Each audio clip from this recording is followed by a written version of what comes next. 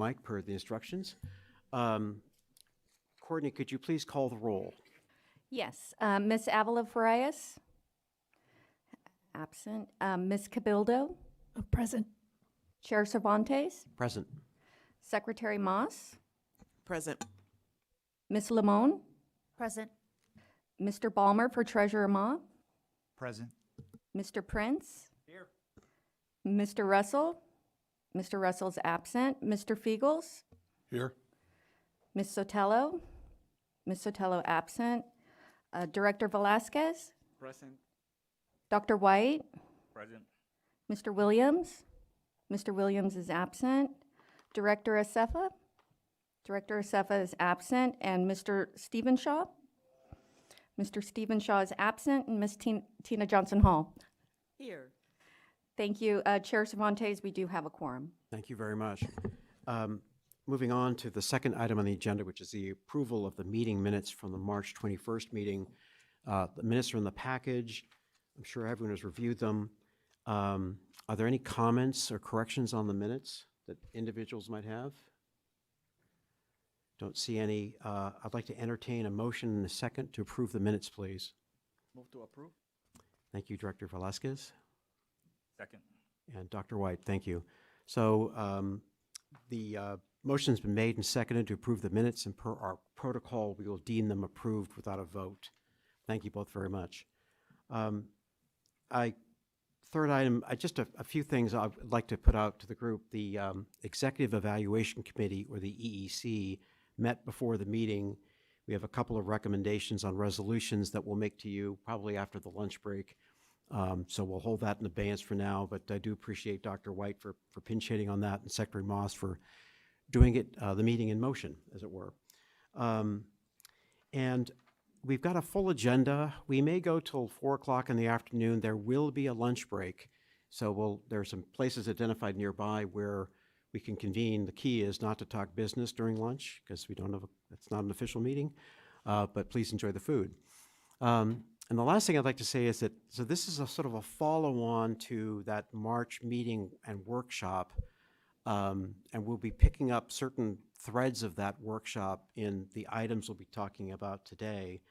And there's one item from the workshop that really has struck with me, which is a point that Secretary Moss made in terms of the goal of providing 2.5 million units of housing through the end of the decade, which is, as a business school professor of mine once called it, a big, hairy, audacious goal, but that's part of what we're about in conjunction with other state entities, including HCD.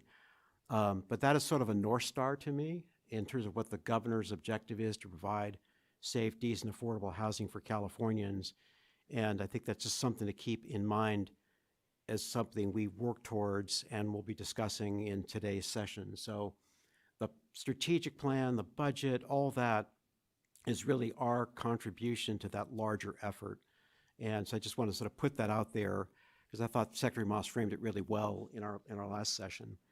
So with that, I'd like to turn this over to Executive Director Hall and invite her to make any comments she would like.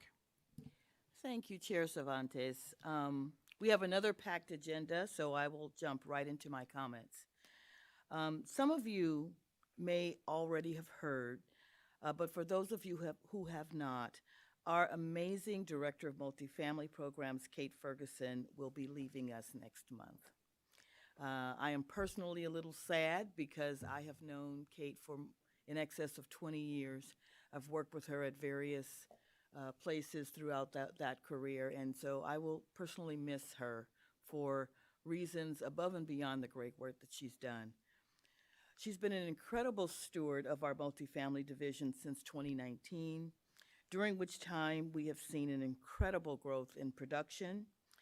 And without getting into the weeds, because we just don't have enough time, it's important to note that before Kate, we were working on millions of dollars in multifamily, and now we are working on billions of dollars in multifamily.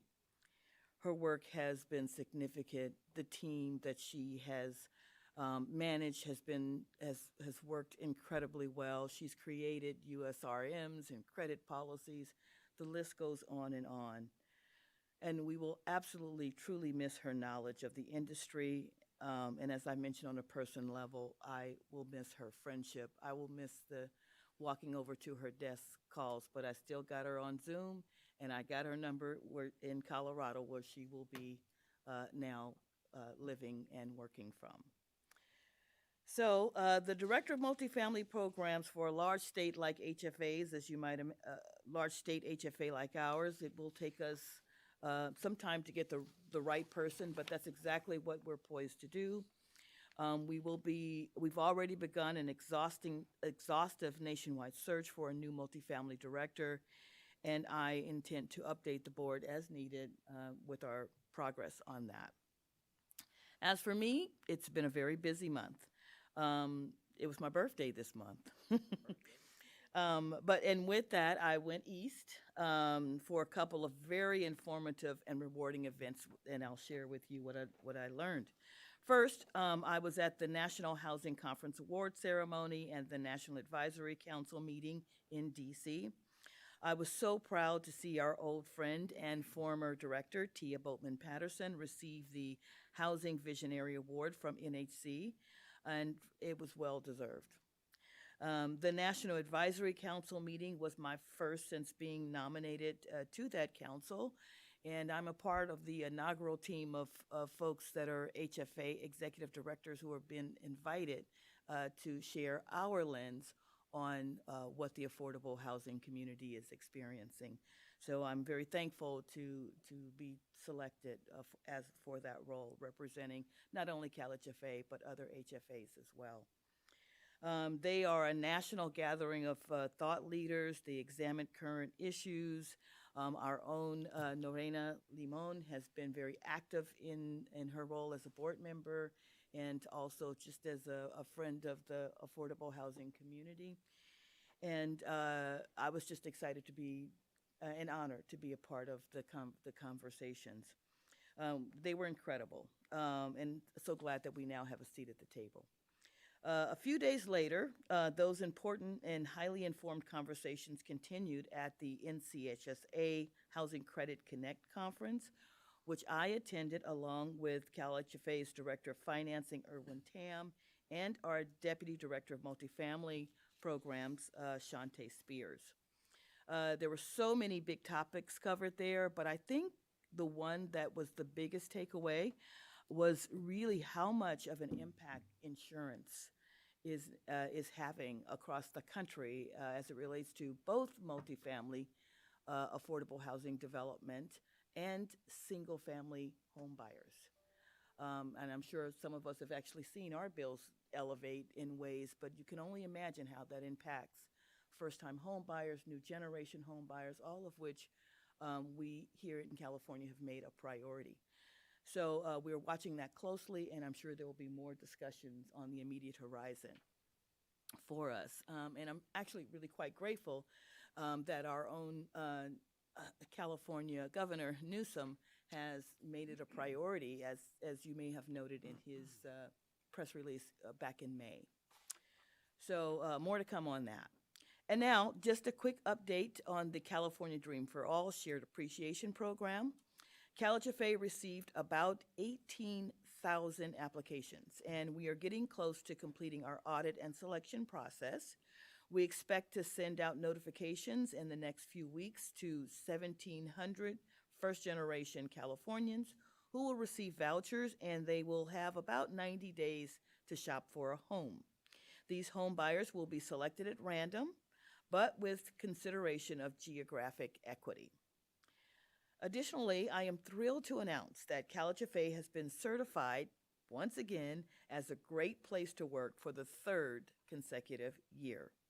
And as a reminder, Great Place to Work is a global authority on workplace culture, and they certify employers that create a high-trust culture and outstanding employee experience. So we made it.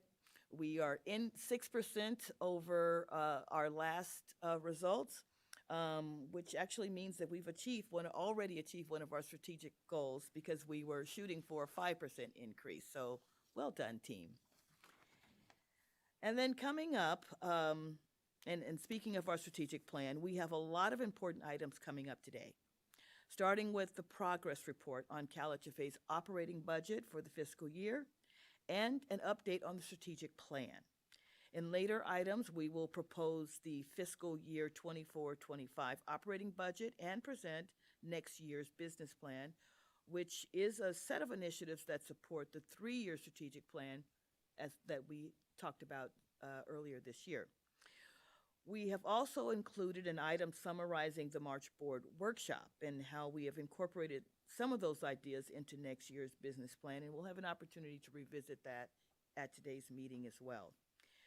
I'm really pleased with the way the planning process has worked this year, particularly the valuable input that we received from the board, the input that we have received from secretaries, staff at BCSH. I think our plan is more informed than it has ever been, and I'm excited for the future and the delivery systems that we will bring in the next fiscal calendar year. So I want to thank you all for being here today, and with that, I will hand it back over to Chair Cervantes. Thank you very much. I'd like to move on to agenda item 4, please, which is the update on the fiscal year 23-24 third quarter strategic plan and operating budget. And with that, ask Rebecca Franklin, our Director of Enterprise Risk Management and Compliance, and I believe it's Chris Schultz, or is it Erwin Tam? Erwin Tam, Director of Finance. Thank you both very much.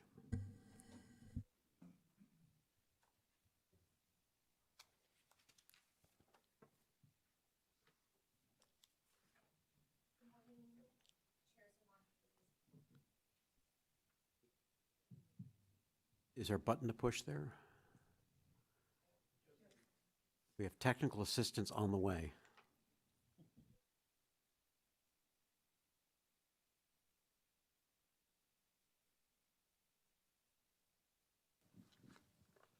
Good morning.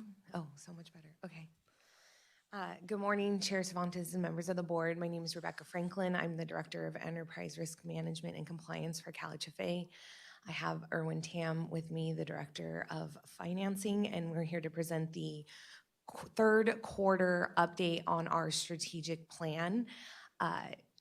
So from just to kind of level set, this is the third time we've come to the board on this. So we approved the strategic plan back in May of last year. And so to kind of give the board a better insight on how we're doing incrementally, not just coming kind of at the end, this is what we've accomplished, we wanted to do these quarterly check-ins. We decided, though, that the quarterly check-ins would be more exception-based reporting. We do like to celebrate our successes and tell our stories, but, you know, as today's agenda shows at the board, it's kind of jam-packed. So we wanted to really focus on areas where we are devoting more time and resources, so that's kind of that exception-based reporting. So I do have 2 kind of items that I wanted to discuss with you today from that exception point of view. If we go back 1 slide, sorry.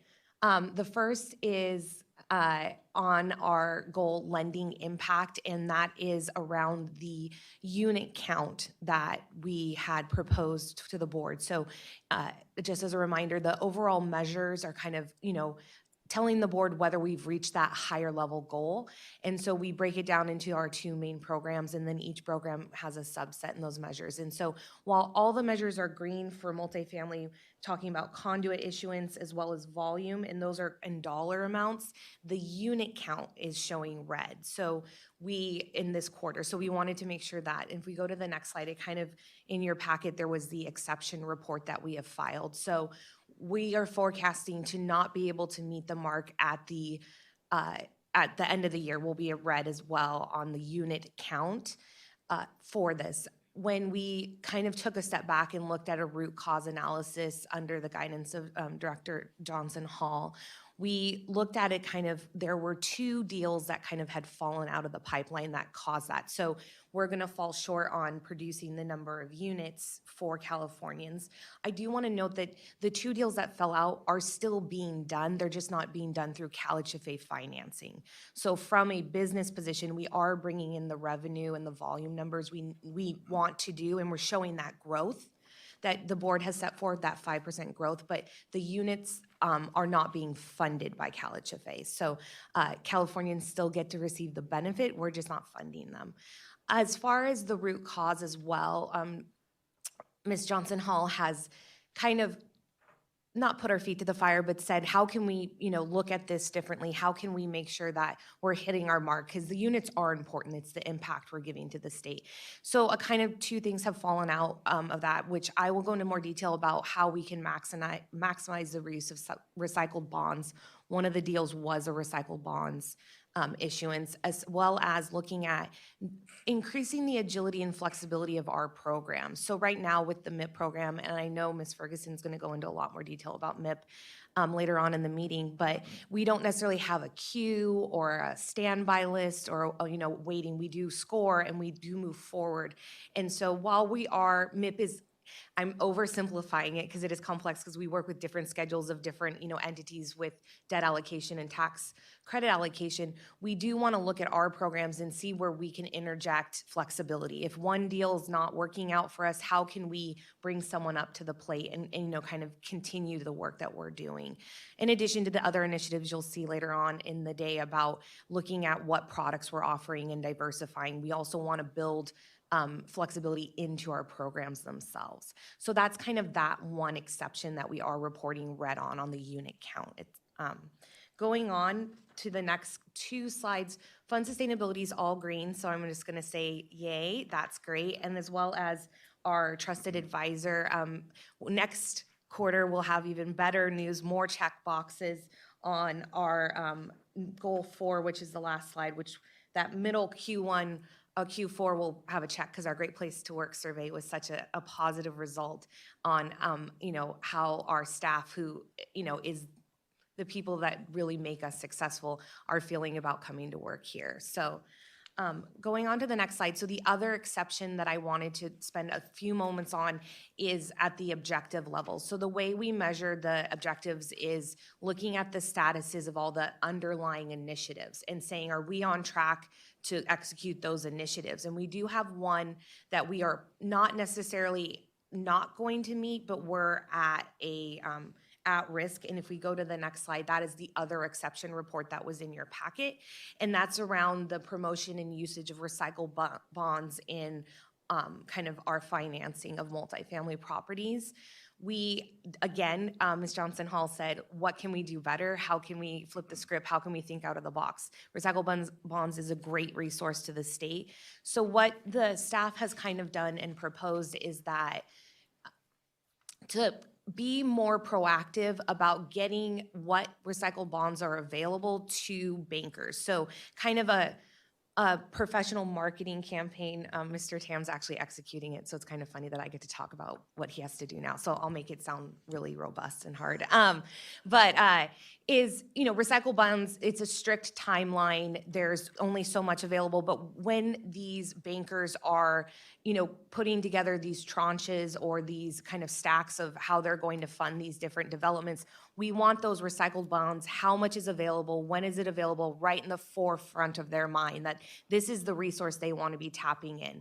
So we're going to be kind of connecting with the different bankers and relationships and we have, and really trying to promote those bonds that way. There will be other measures, but really this is kind of a newer one. We do have a couple of really solid relationships with some financial institutions, but we want that same level with every financial institution that's funding multifamily properties in this state. So that's kind of the action plan going forward to say that, we want to do more with these recycled bonds and how can we do that? And lastly is the, from the kind of the measures is kind of just two big highlights. MIP, once again, was oversubscribed. And so we want to celebrate that how great this product is, how essential it is to be developing units in the state of California, as well as we were able to have a roundtable earlier on in the year, this calendar year, with a bunch of HFAs and a couple, actually, Chair Cervantes got to join us. It was actually I got the honor of attending, and it was kind of just a meeting of the minds in this industry and space and all the different things. The rating agencies did a really good job about, understanding, what they're looking at, how they're scoring, how the scorecard is dynamic. It's not just one static number. It's kind of a whole environmental scan of our business, looking at other HFAs and what they're doing and, kind of what we want to be when we grow up, or, how do we want to maneuver our business. California is a unique state with unique requirements and unique population, but I think that we can learn from all the other HFAs on what they're offering and how they're navigating different challenges or barriers that they have. So we were really excited to be able to participate that. And actually, I think Ms. Johnson Hall was considered a host. So she did a great job hosting. So I'm going to take any questions on the goals and measurements before I turn it over to Mr. Tam. Yeah, are there any questions from members of the board on Ms. Franklin's presentation? I have one. Yeah. So the miss on the, by the way, it's a very helpful summary. I really appreciate the way you've approached this and the focus on the exceptions. With respect to the, I guess there are 2 conduit transactions that fell out. They're done but away from us. Any insight is like, was it, and the elements of that, so some other like Joint Powers Authority or some other entity did those deals in the end? So one transaction we had counted in our forecasting as we thought the units, upon kind of the assembling of the deal, we thought they were going to score higher on MIP. They didn't score higher. And so when they didn't score higher for MIP, we offered to do a conduit only transaction for them because we still wanted, to make sure that these units are created. I mean, that's the goal, right? We want to make sure that we are doing everything in our possibility. And so they chose another financing entity. So they declined the conduit transaction. The other property, they got into kind of design requirements approvals, and they approached us and just said that they were going to do a recycled bonds and taxable bonds, and they wanted to do a non-bond financing model. And so we kind of tried to ask and poke a little bit more, but at that point they had approached us, and so we had more limited information. But they're also being, we also have kind of tracked them because we did want to make sure that we could, while CalHFA and the goals here are us growing our business, at the end of the day, we want the units created. So we want to make sure that we're not an impediment and we're promoting that and that they're being created somewhere else because, there are multiple ways to finance a project and we recognize that. And there's competition in some of our stuff, especially in conduit. So. Yeah. Okay, thank you, that's helpful. Director Limon, you have a follow-on question? Yes, thank you. First of all, I just want to show my appreciation just for the mitigation activity that's happening as we're looking at this goal and this challenge that you're facing. How would the program waitlist function? If you So were we to do haven't. that? So we haven't gotten into the details of it. With MIP being in a scored, appointed, and then also with the schedules. That's what I was trying to indicate before with SIDLAC and TCAC. We have to look at it. That's one of the ideas that we're trying to see what the functionality is. Yes, and that's what I was it sounds like a very easy thing, like just do a wait list. But once we've put things into the different kind of groups with the state treasurer's office and stuff, it's hard to have someone come on deck. But we want to make sure that we realize, kind of the root causes. 2 things fell out of the pipeline that we thought were going to go through. So how do we infuse the pipeline in a more ongoing basis? So I don't actually have the details of that, but Ms. Johnson Hall has really put task to us on, is this possible? And if it is, let's make it happen. Thank you. Thank you. Any other questions from board members? Thank you very much. I guess with that, I'll turn this to Erwin Tam, Director of Finance. Good morning, Erwin Tam, Director of Financing. I'm going to go pretty quickly through the last 2 slides in this presentation. So this is just a graphical summary and a high-level overview of the units financed and from the 2 production divisions. My point of view is, why have a summary when the next page is a spreadsheet? So we have again, this is a quarter 3 end of quarter three actuals plus the end of year projections. I will say that we are 10 days out from the end of the fiscal year on June 30. And so I'm not going to really go line by line item, but I just took a look at our budget, our operating expenditures budget, and we expect to end the year better than what is indicated in the 12-month projections for the year, fiscal year ending June 30, 2024. And we'll most likely be in line with the operating revenues as projected for the end of the fiscal year.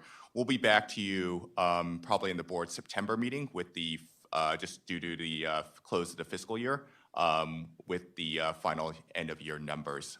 So again, happy to take any questions from members of the board. Thank you. Any questions from board members on the budget results? Don't see any. Oh, I'm sorry, Secretary Moss. Thank you, Chair. Actually, my question was not on the budget review. That was awesome. But for Ms. Franklin, if I might. Just a question on the recycle bonds and whether or not we've considered including preservation or act rehab in addition to new construction to sort of incentivize, make beautiful the opportunity to access those bonds. I'm actually going to punt it back to Mr. Tam. Oh, my bad. Yeah, so my division does run the mechanics of preserving volume cap for uses. And so one of the things we are trying to do is reach out to our broker dealers and trying to really market the myriad of different uses they can use. I think one of the more exciting uses obviously is new construction, but again, preservation is one of the eligible uses as well. There's certain terms and conditions underneath the tax code that they need to meet. And I think it's just trying to explain to potential borrowers what that, what those requirements are, and try to work with them to try to make sure that they, one, understand what the requirements are so that if they have an eligible project, they can come to us for the volume cap. We also are constantly trying to make sure, the way I like to think about recycle bonds is the agency keeps the shelf stocked, right? So sometimes it goes up and sometimes goes down, but we want to make sure that we have enough preserved at any time on the shelf so that anybody comes up, it's over the counter to us, that we are able to finance what they want to finance. Thank you. Yes, Executive Director Johnson Hall. Thank you. I want to emphasize that I think part of our strategy is to market. I think for many years we had a very high reliance on folks just walking in the door and talking to us. And so that's part of our strategy is to not let that happen that way going forward. What made this program in part successful was us really actively going and connecting with local municipalities. So we reached out to San Diego and successfully, as an example, got them to give us insight on their portfolios. I would like to see us go to other cities where we know they have an equally large portfolio to market directly to them. Erwin and I are also going to certain strategic conferences where we know folks that actually have those portfolios will be. So sort of expanding our thought process around where can we meet them where they are. But I think that while the recycling program is a program that's been around for decades, I think people forgot about it. And so we need, as part of our strategy, to remind them that this is something that we offer as a service, and do a little bit more education for those who are sort of stuck in the tax credit SID-like cycle, that there are other options, and this is a really good one for certain projects that they may need to want to consider. So it's an educational process that I think we're up for it. Thank you. I don't see any other hands raised. I guess I just can't go without saying, which is a year ago, I'm speaking of the budget results, I would not have expected these kinds of numbers, given the headwinds that the broader market was putting out there in terms of interest rates, cost increases for projects, and so on. So to see us looking where we've got 36-ish million to the good, that's a great result at acknowledging we're not through the fiscal year yet, but it's much better than I would have expected. And maybe you anticipated that all along, Mr. Tam, but it's No, I good- mean, good result. both, I mean, obviously, our production units from both multifamily and single-family have both exceeded their budget expectations, as well as sort of what my job is here at the agency too, is to kind of watch the expenditure line item. So it's a combination of obviously outperformance, especially, single-family and multifamily lending and our programs, which is what we're here for. And secondarily, just a minor, like I play a very minor role, but, just making sure that, we're operating as efficiently as possible on the cost side. Okay. Well, thank you, and thank you all. I'm looking at council here. Do we need to get public questions or comments at this juncture, or? Okay, thank you very much. With that, thank you both, really much appreciated. Thank you for the hard work. With that, we're going to move on to agenda item 5, which is the discussion of the March workshop. Chris Schultz, Deputy Director, will be handling this item.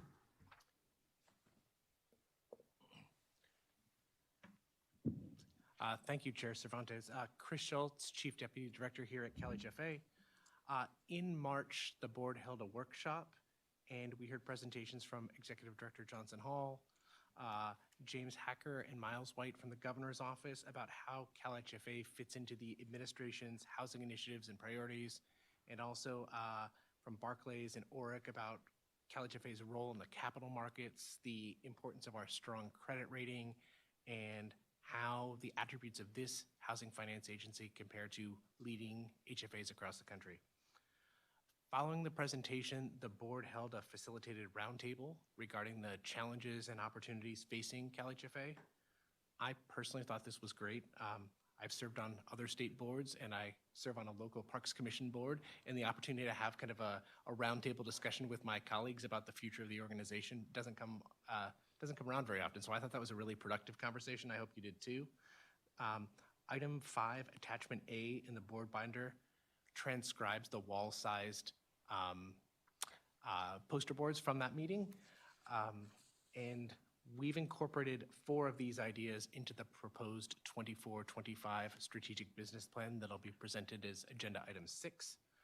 Those 4 are: explore a middle-income multifamily program, explore additional ADU lending, work on a multifamily MIP replacement product, and expand our partnerships with HUD, Federal Home Loan Bank, and Federal Housing Finance Agency. There were 3 ideas that were not, that the board raised that were not specifically included. Those are explore a catalyst role for entry-level home construction, expand partnerships with CDFIs, banks, insurance companies, and expand partnerships with churches, tech companies, and healthcare organizations. These are all excellent ideas. We're mindful of what we can accomplish in fiscal year 24-25. We like to report green things on the slides that Ms. Franklin just showed. So we're proposing to add those 4 to our menu for next year, hold on the remaining 3. The proposed 24-25 plan already includes heavy lifts for the multifamily division, the single-family division, and the financing division. So staff is recommending those 4 items and holding on the remaining 3 for a future fiscal year. Of course, the board, if you wanted to ask questions about the workshop now, happy to take those. If you wanted to change the proposed strategic business plan for 24-25, that's agenda item 6. With that, happy to answer any questions, Mr. Cervantes. Thank you very much. Are there any questions, comments from the board? I see Director Limon. Thank you so much. So first of all, that was a wonderful exercise, and thank you for the opportunity to be able to play that role. We had some very big ideas and some exciting suggestions. One of the things that I took away from that meeting is the fact that this is, one of the only entities in the entire state government that's working on homeownership, and the incredible the difficulties people are having in achieving homeownership, given the limited supply of that entry-level housing supply. So one of the things that I'm looking and I remember that was one of the ideas that we came up with, that there was a lot of consensus around. And I did look at the poster, and the one that actually had the most, the Explore Multifamily Middle Income Program. That was actually entry level, and in right here, it says, expand middle moderate market and pilot entry-level lending program for the underserved. And entry-level was referring to that entry-level supply for homeownership. So my proposal is that we make that correction into that, given where we are right now in the state of California, that become one of the priorities. Either that or leave it as is and add at least some sort of exploratory document where we see what are the options, what can CalHFA do to play a role in simulating that or the production of entry-level housing supply. So with that said, I don't know if any of the other board members have any thoughts or recollections of that meeting, but that's my proposal. Yeah, thank you very much. I'll look to see if there's any other observations or thoughts, comments. I don't see any. Yeah, you've Director Lamont has a clearer recollection than I do. The items that we've got on the summarized here are all like really great ideas and big lifts, probably each on their own. So the idea that Director Lamont you're putting out is to sort of add that to the 4, I gather. Yeah, although, so I'm happy to pass this document around, but if you see number 2, you can see how there is the pilot entry-level lending product that was referring to homeownership supply. Okay, let me pass this to Chris Schultz here. Chair Cervantes, Director Lamont had a very specific recollection of the meeting, which caused us to go back and not only look at the attachment that was in the board packet, but to pull photos of the big Post-its we put on the wall, and it was done by hand in the context of a meeting where people put their check marks wasn't entirely clear, but I understand how Director Lamont has that recollection, and staff would be open to amending the strategic business plan in the next item to account for that. Thank you, and I'm also seeing a nod here from our executive director. So, Thank you. wow. It was, I think, as we all agreed, kind of a robust discussion with a lot going on at that point. So we don't want to sort of leave a stone unturned here. Yeah. So I gather we'll incorporate that in. Thank you. Real photographs. Thank you. Okay, so Deputy Director Schultz, you're going to manage that with staff, working with our executive director then, I take it. Yes, I think rely on our board secretary, but I think the appropriate motion on the next agenda item would be to adopt the strategic business plan with the amendment of, and if you could think about writing out what that item would be, so it would be an item that's achievable, right? Yeah. That what's the thing that we could do in 24, 25 that we could mark it green by doing it?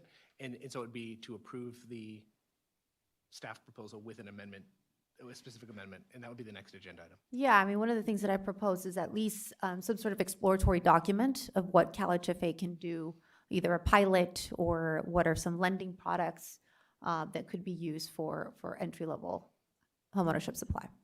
Okay. Thank you. Are there any, this is agenda item 5 here, any other items you would like to highlight, Mr. Schultz, on this topic before we move on to the item 6? None for me, but happy to answer any other questions. I see a hand up Oh, next to I'm you. sorry. I need to look to my left. Secretary Moss. Thank you. Just a quick comment about, we talked a lot about the ADUs and other laws that are, and so I'm happy that that's on here. I would encourage us to think about what other of our state laws, SB 4, all of the others that might actually give us more cumulative impact for some of the goals that we want to do. So I would just ask that we maybe add that energy to our plan. It's sort of implied, but I think there's health partnerships with CalAIM. I mean, we are always trying to connect the dots across various departments and agencies, so just wanting to flag that as a piece of our evaluation. And also, we at BCSH are thinking about our federal partners, how we catalyze development and opportunities. I know that Director Hall is thinking about that as are you, Chris, but just wanting to make sure that as a part of the exploration within the strategic business plan that we think about leveraging those opportunities as well. Absolutely. Thank you. Thank you, Secretary Moss. I think with that, Chair Cervantes, this is simply an informational item. If the next agenda item will be the adoption of the strategic business plan, so if there are no more questions. Right. Yeah. Oh, I'm sorry. Right, Director it Cabello. just occurred to me, I see that, we'll be exploring, we'll be creating. How are stakeholders engaged in the activities that are proposed? Because I think especially in terms of, I think for the catalyst role for entry-level homeownership, I think it's so important to engage folks that are pursuing that type of development, especially in the coastal cities where it's just so difficult to build. So I'm curious, how is a stakeholder engagement, how do you envision that for all of these? It's a great question. Thank you, Director Cabildo. An example would be the ADU grant program that CalHFA administered. We did a kind of a robust stakeholder engagement as that program was kind of coming to an end. What was done well, what could be different in the future. We've now done 2 rounds of the ADU grant programs, and given the state's fiscal condition, it's my observation there's not likely to be a lot more grant funding coming our way. So we've already started reaching out to stakeholders about an ADU loan program. So going through all the stakeholders, which from blenders to the Casita Coalition to other folks who have expertise in the area, to talk about what kind of lending product could we hypothetically launch in partnership with which partners that makes business sense. Your question was about stakeholders. So we do have a robust stakeholder list. There are ADUs is a good example where there are new stakeholders to our ecosystem that aren't quite the traditional CalHFA stakeholders. So we do try to do a good job balancing both stakeholders who have a kind of a legislative touch point, right? They lobby in Sacramento, they're involved in these policy issues, and the stakeholders on the ground. We met last week with, an escrow company that's doing kind of fund control for ADU loans, right? So all the way towards the local folks doing the work and the folks who have lobbyists. If you have suggestions about who we should be reaching out to, we would welcome those, but we do try to do a good job of looking at the entire ecosystem, not just the policy ecosystem. Great, thank you. Executive Director Johnson Hall. Thank you. I will just point out that if you refer back to our strategic plan, part of our, we are very appointed around that. We have noted how successful that type of engagement has been to informing our work, how we do them, who we are doing them, who we're working with them for, and I think it's been actually quite successful. So one of the things that we have built out in here in terms of the engagement is actually, now it's putting the resources behind it in a different way, in a more deliberate and appointed way. So part of that is hiring an outreach person, which will be reporting somewhat under our communications. Also, we have a new employee that we met last week whose job is very appointed around stakeholder engagement, and she's actually in the audience today. Raise your hand. And so we have the benefit of her experience, more than 10 years of doing just that. And so we'll be able to elevate that in a more strategic way next year.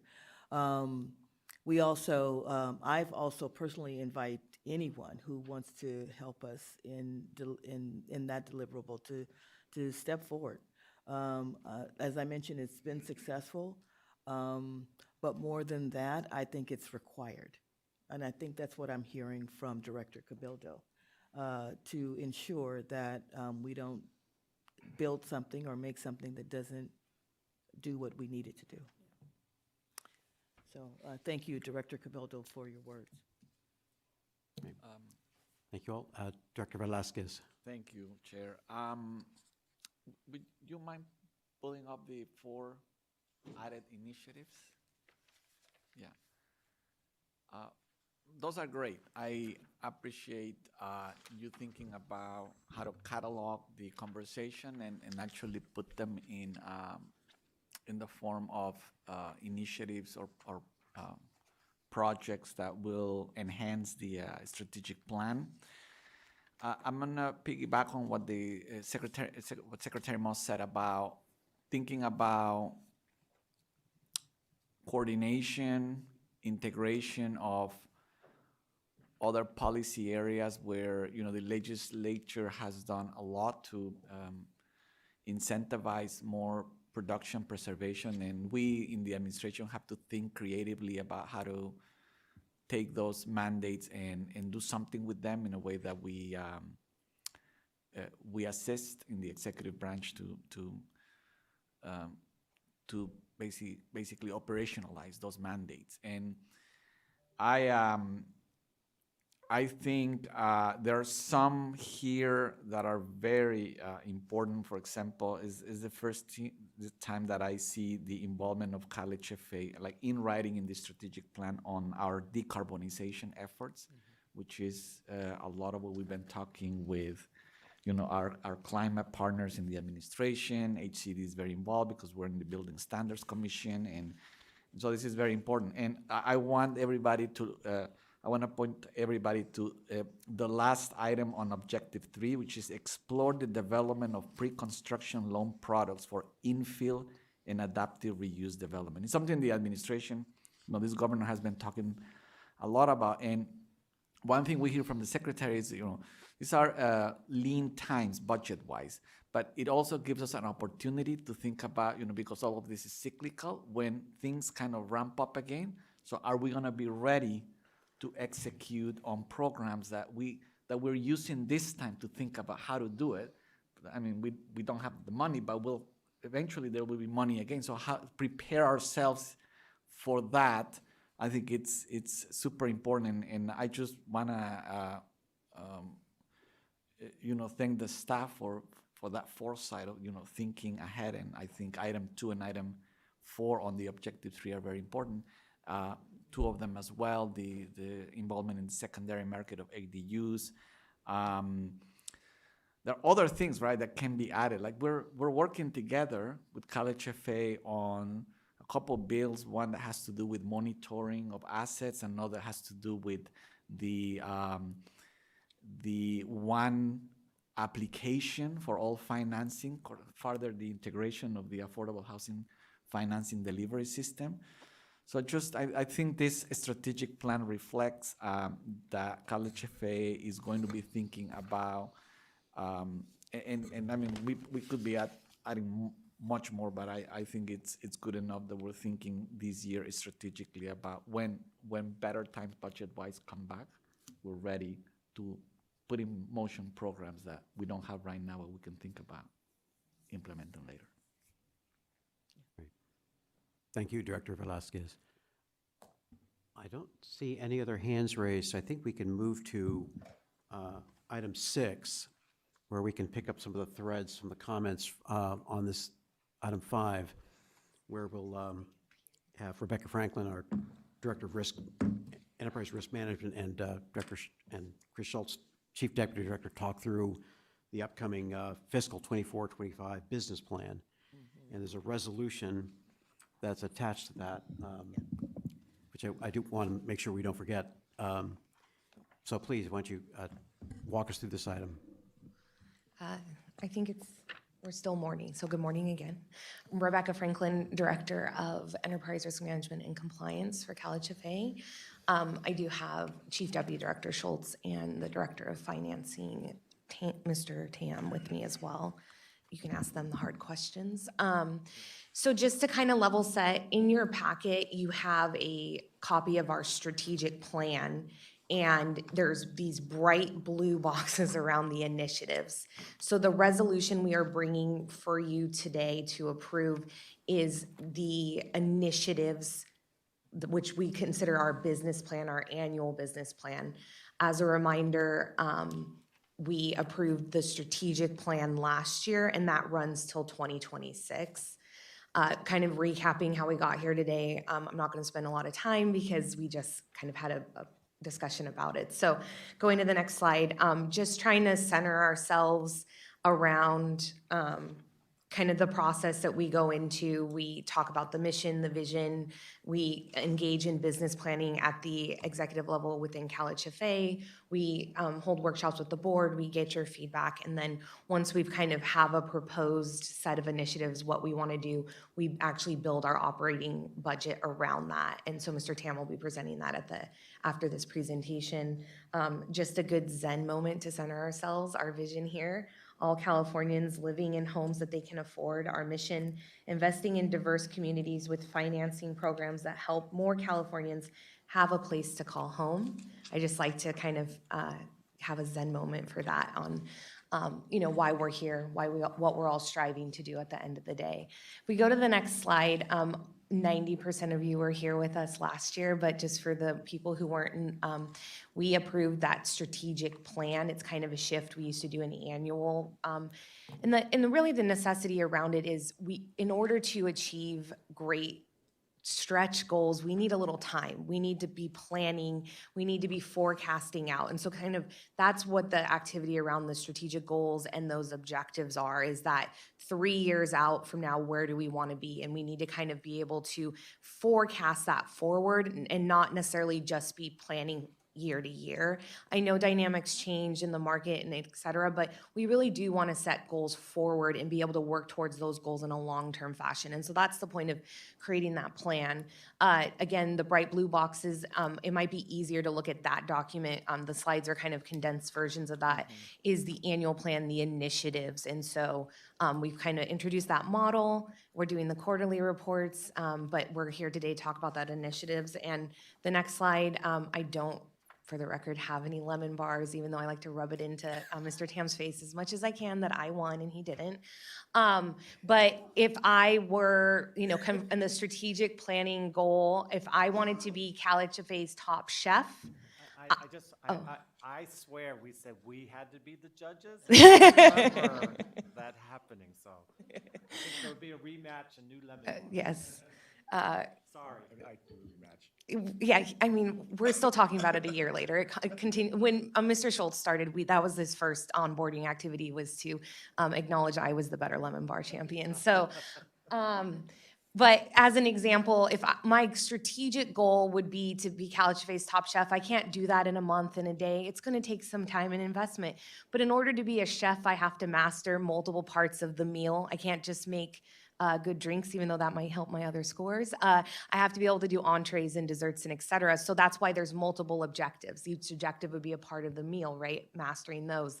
So the purpose of this example, I want to master dessert making. And so to create my baseline last year to see where I needed to grow in my dessert making, I did the Lemon Bar Challenge, which is an initiative. So going forward into this year, I would obviously propose a different, either based on my results, if I wouldn't have won, but I did, I might have tried a different dessert or come back with lemon bars. But, maybe I need to start making flan or pies or something. So that's kind of the example, as the mindset of we're going in today, is that we're really looking at those annual activities we're deploying in order to reach those lofty goals.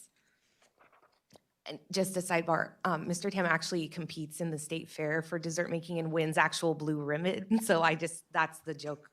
I just want you to make that point. It's just, so I'm going to present the information for you in by goal, so you will have opportunity to give feedback goal by goal. That's what we did last year. I felt like breaking it up was I know it's a little time consuming, but I think it kind of helps us kind of center ourselves around the different goals. Okay, so for the first objective under lending impact, we're looking at kind of the objective is really to look at that California has diverse populations, and we need to recognize, and we have recognized, how we get to those and help those diverse populations is different. There's no one size fits all. Everyone has different needs. It could be geographic, it could be multiple factors. And so we want to look at how we're connecting with people, who our populations we're trying to help in, and really what their needs are, really taking that down a notch and understanding. So the different proposed initiatives under this objective is really trying to get into understanding what the different needs are and using it kind of from a data-driven approach. One of the best practices we've gleaned from the mortgage relief program, one that we have applied to the Dream for All program, was understanding the different demographics and their needs at a cultural and community level, and being able to tailor either marketing, outreach, et cetera, to those needs. I will say, Ms. Cabillo's comments last year, a couple initiatives are carrying over that we did deploy a couple of vendors to kind of help us look into these fields, but we didn't feel like we were getting the detailed information that we wanted. And so, especially Objective 2, it is very similar, but one of the things that we've expanded the kind of the scope of it, looking into like the laws and what's limiting for us, any laws that are changing that may limit us. And so we're kind of doing a deeper dive and then creating guidelines as a new kind of more step forward. So I wanted to say in the presentation last year, I heard the board loud and clear. We heard loud that we wanted actionable steps. So we're trying to meet that mark for the board and their expectations. Objective 2 is really focusing single-family programs or single-family programs focused. I like to talk about goal 1 is looking at what we're doing already and expanding that and improving that. Goal 2 is kind of the new out-of-the-box ideas. So for looking at single-family programs, as relation to the discussion earlier, there is ADU is on the, we've asterisked on the board presentation where it carried over from the workshop. So there is ADU. Also, I want to call out, based on the conversation in the previous item, Initiative 4, if there were edits or changes to be proposed to that concept, or we could add a new initiative. So looking at that, that's expanding there. If you go to the next slide, those are the numbers from the annual outcome basis for our single-family program that we are proposing to be able to achieve in the next fiscal year. Next slide is Objective 3, and that's looking at our multifamily programs. Again, Goal 1 is really about expanding what we're doing, looking at what we're doing differently, et cetera. Obviously, with the current conversations that have been had, and especially at the board workshop, it was very, very clear to staff that we want to see what other products and spaces we can do in multifamily lending, maybe outside of the tax credit and system. So we are taking that charge very seriously, and that's obviously encompassed in Initiative 1. Also, Initiative 4, I think, also really talks about kind of what the board had set forth as priorities into the workshop. And then if you go to the next slide, that is the actual outcome of the annual impact numbers we have for the multifamily program. And at this time, I will take any question, comments, or proposed changes for the Goal 1 and these 3 objectives. Thank you very much. I'm looking for questions, comments from the board. I think Director Lemon, you probably have something. Yeah, thank you. So I think 2 comments. The first in the proposed, was it on 7, page 7? Objective 1. Yeah, Objective 1, the one on demographic data collection. Yes. Yeah. So on that one, I think we have a really exciting opportunity to really understand how various qualification requirements are impacting various communities, not only from a race and ethnicity standpoint, but geographically, just various segments of the population, how some of the qualification requirements, I'm thinking the California Dream for All program, how whether it's income requirements or geographic distributions or set-asides, how all of those various qualifications impacted the various communities. I think it would be very helpful to policymakers to have an analysis, not just, this many went to, this group, this many, but really getting to the root of what was causing the numbers that we were seeing. So that was number 1 comment. And I think continuing on the conversation that we were having earlier and the priorities that were set by the board at the workshop, perhaps in the goal number 1, lending impact number 4, where it says evaluate potential new product offerings. Objective 2. Yeah, I was just for the rest of the board. So goal 1, objective 2, initiative 4. Yes. We include, where it says evaluate potential new product offerings, focusing on entry-level homeownership supply and down payment assistance, no, but maybe include that reference from the workshop into this line item. I'm sorry, can you repeat the proposed language? So evaluate potential new product offerings such as entry-level homeownership supply, comma, down payment assistance, and all of that. But just include the entry-level homeownership supply in one of the potential new product offerings. Okay. Thank you. Thank you, Director Limon. Any other comments, questions on this item? I will say that, I kind of like the way this has been framed, this part of our strategic plan or implementation plan, objective 1, 2, and 3, so on. It's sort of the R&D part of what we're about. And so, for example, objective 2 included examination of ADU financing, so on. This hot topic here, I know one of our directors who's not with us today that's an important area for her. Objective 3, looking at options if the state tax credits are no longer available to pay from it, which is a concern. So I think that I salute this in that we're trying to get ahead of the curve, kind of segueing on Dr. Velasquez's earlier comments, to try to think out more than just like this year coming up, but beyond that. And I think it's good for us to be nimble to sort of address the reality as they may present itself in, say, subsequent fiscal years. So I think I'm really glad to see the staff sort of putting into thought to sort of game out how we can still be effective, maybe when some of the tools that we relied on in the past aren't available, or to the extent that they were in the past. So thank you. Any other comments, questions of the board? I don't see any, so I think, why don't we move on to, I did. I wanted to, I apologize to the board, but I wanted to make sure that I understood Director Limon's first request, because I'm not sure if I'm able to characterize what your needs are or what your request is based on what we have presented here. Could you help us with a little bit more language around that? Yeah.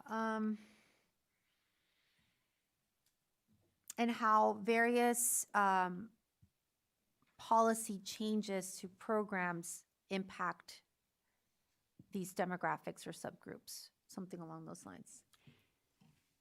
so just to clarify, this is objective 2, initiative 4, do I have that right? No. Goal 1, objective one. 1, initiative 1. Thank you. No problem. It's like Sunday school. Can I repeat for clarity? So after the lending, you also want us to look at the impact various policy changes had on different demographics. Right. Okay. Thank you. Thank you. So when we take up the resolution, we'll note that as amended. So, okay. We'll move on to the next component. Okay, so Mr. Tam's favorite goal is financial sustainability. So for some of these are repeats, I want to say from the initiative level, it's because they're more monitoring. So I'll highlight that for you guys. I'm trying to make sure that I'm highlighting what's kind of stayed on so that you guys understand whether we needed another year to finish the effort, or if we're going to continue just to focus on these because of their importance. So the first objective is that out-of-the-box thinking that I was talking about. So this differentiates from goal 1, and that goal 2 is focusing on a new form of revenue or a new product line outside of the multifamily, single-family traditional spaces. So it would require a lot more collaborative effort. We want to make sure that any kind of new offering or new venture we're doing is within kind of a, cost benefit analysis within, beneficial ratios to the agency as a whole. So that's what objective one is really talking about. And also looking at kind of our barriers to entry into different market spaces. The second initiative is looking at that. Objective two for goal two is things that, first is looking at how we can grow our balance sheet at the end of the day. And really, the first initiative is for the board and for kind of that. When I opened up this presentation, I talked about the necessity for long-term planning and strategy. That's why we approved a 3-year strategic plan. And obviously last August, we had issued, we started an indenture, and that will continue to grow that. That's a new activity we haven't done in quite some time. But we felt like it was beneficial for the board, for Mr. Tam and his team, and I think Chief Deputy Director Schultz will also be participatory from an operational perspective on what do these indentures mean? When does the board expect to see kind of a benefit to the agency? And what commitment do we need to make to continue to get the maximum results out of those indentures? And that's, kind of from a financial decision-making point of view. So creating kind of a roadmap or like an expectation for the board. Like, we celebrated that we issued this indenture, but what does that mean to our balance sheet, to our financial models, et cetera, and how do we maximize the benefit for that indenture? So that initiative we thought was a really important one that wanted to make sure that the board also understood, like, what we need in order from a decision-making point of view and the perspective we need to be kind of sometimes making these decisions on to maximize that kind of commitment we've made from a financial position. The last objective is what I've kind of hinted to is they're not new activities year over year, but they are essential for us to be able to do business, and that's maintaining our credit rating. We want to make sure, that we're not, that the credit rating is done as a point in time, but it's also done with the assumption that we're going to continue the great behaviors that we've demonstrated that we were doing, and that led to the financial position we were in at the time that the rating agencies came in. But also we can strive for, more and greater things by looking at where they highlighted that we could grow as a business or any potential weaknesses from a financial standpoint. So we are kind of wanting to keep this on the business plan because it's such an essential part of that rating activity, and it's something that we need to continually be present of mind around. And that's all for this goal. I'll take any questions at this time. Are there any questions, comments on the boards on this goal 2 topic, financial sustainability? I'll go second. Dr. White? Yeah, just a comment. Appreciate that this is showing up in the strategic plan. The first objective, it's going to be a big lift for the agency because it's something that's new. And so I would encourage staff and Director Hall to include the board, include us in terms of how you're thinking about moving forward. Because when I read it, I know what it means. And everybody here is excellent at what you do, but you're going to be stepping out into some different lanes. Okay. Thank you, Dr. White. Secretary Moss? Yeah, maybe just piggybacking on that a little bit. I love all the words, explore, engage, like they feel really awesome and exploratory. And I'm curious if, as you go into the process for implementing the plan, are you working with ideas that you're already percolating? Are there things out there that because I think it would help the board to understand what might be some viable opportunities, what is true innovation, are there partnerships that might develop from the exploration, just to give us a bit of a roadmap as to what the vetting process would look like throughout the year through this, like, it feels like a big container of lots of exploration and, Yes.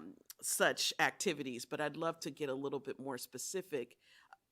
also about how you decide which of these are more viable or not. And I think to Dr. White's point, can the board be a resource to testing some of those assumptions? So I think for an example, I'm going to go with the board, the connection to the board's workshop. So on Objective One, Initiative One, partnering with local agencies to support development and operation of affordable housing in California. The board was very clear around, in the workshop, around exploring the idea of the middle income housing initiative.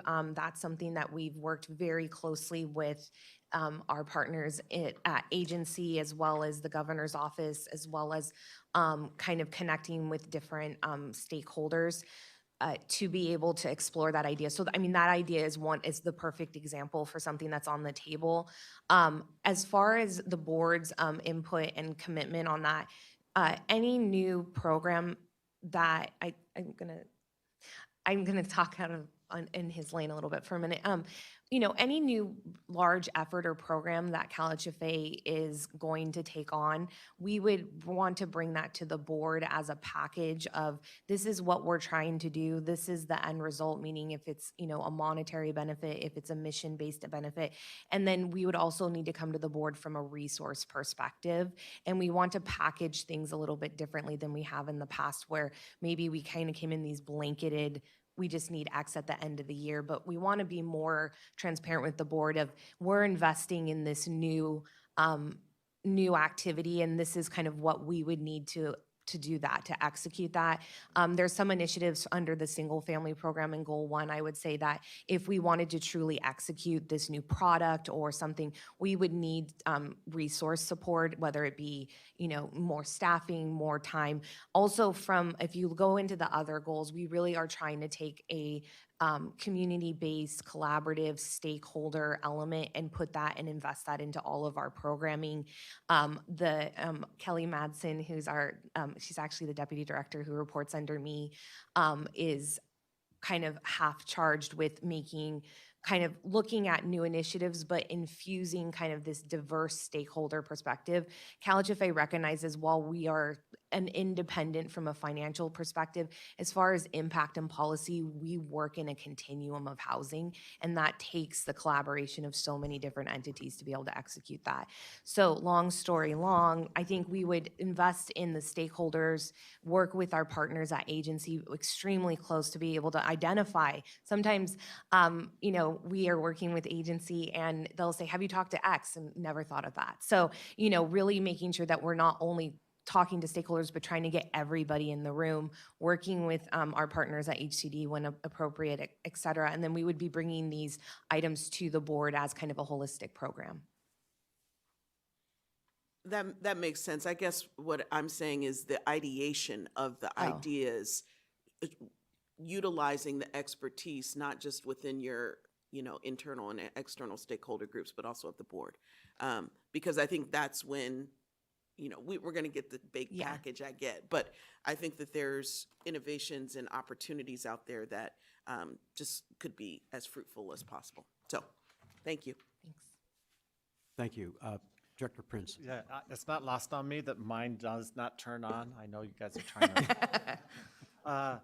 So I think that maybe we are limited by the strategic plan, but I think this is beyond sustainability. And I guess that's why I wanted to kind of point out that maybe we should be talking about growth or relevance, or I know we already talked about loan impact. I think this is the most exciting part of the, moving forward is trying to do new things, but do it in a way that doesn't jeopardize the body of the agency and the other programs. So I just wanted to throw it out there that somewhere I think growth has to be mentioned, not just sustainability.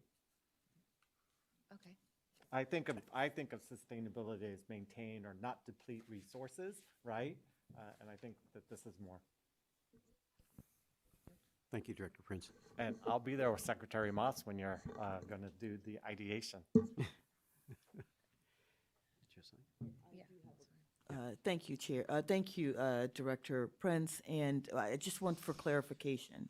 So am I hearing from you that you would like us to modify the goal so that it is reflective of growth? I just think that the heading, it might be limited by the 3-year strategic plan of financial sustainability, but I think somewhere it needs to be a little bit more. So maybe it's in 2026, modify the strategic plan, just really say it's about growth and relevance. I think if the financial sustainability is the tagline, if I can read the verbatim of the goal, maybe that will help. So financial sustainability, the goal language is actually leverage opportunities and create innovative products that ensure CalHFA's financial sustainability and continued ability to serve the affordable housing market. So while the word growth isn't, and I do respect Director Prince's comments, I do think that maybe the essence in the full language of the goal is a little bit better captured there than just the tagline. Okay, thank you. Other comments? I guess I've got two. One is that, I'm going to circle back with Dr. White on the objective one, initiative one, which is, again, something we talked at some length about in the workshop. I think it's important.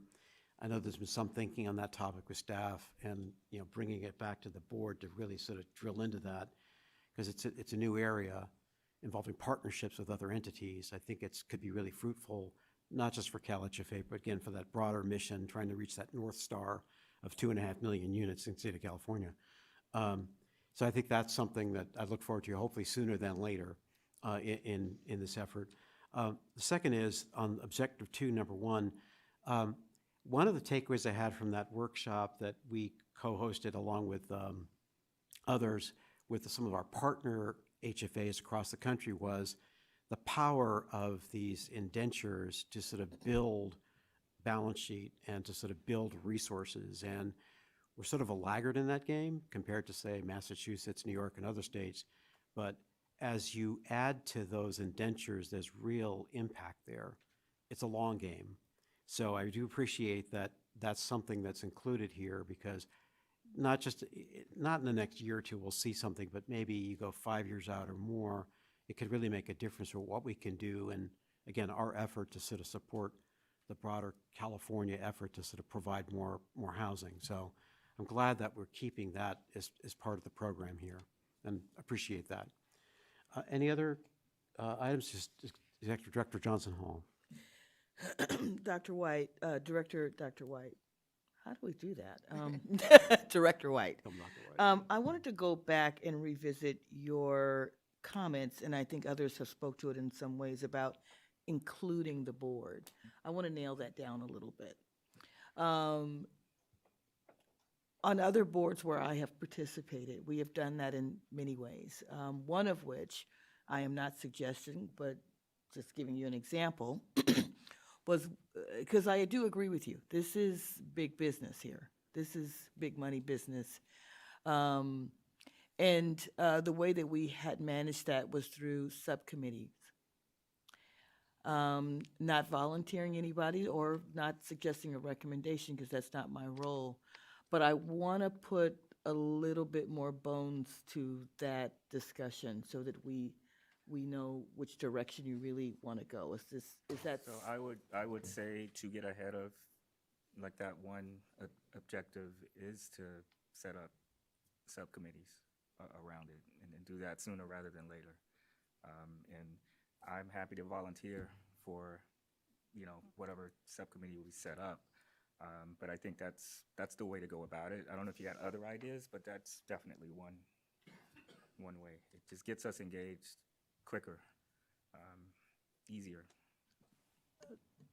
And if I may just respond to that, the other thing that I think it also helps us as we're navigating, so we don't have to wait till a board meeting to get advice. There's one thought I had on one of these. Okay. And then I can't remember, it's around the middle income. We state this, we're saying this, we're gonna have to define it the way we define it, and then think about how other folks are defining it. That's just one thing that I thought about as I read it. We need a definition for it. Thank you. Thank you. Executive Director Johnson Hall and Dr. White. So I'm looking to Council Mark Victor. My understanding is the chair has the prerogative to appoint a subcommittee. And I don't need to do it right now. I could do it, say, after our meeting, after some reflection, but it's just, we don't, as long as we don't have a quorum, could be just probably two or three people is, 3 people is probably the right number. So I could do that as a follow-up. I believe you could, yes. Okay, good. And I always appreciate volunteers.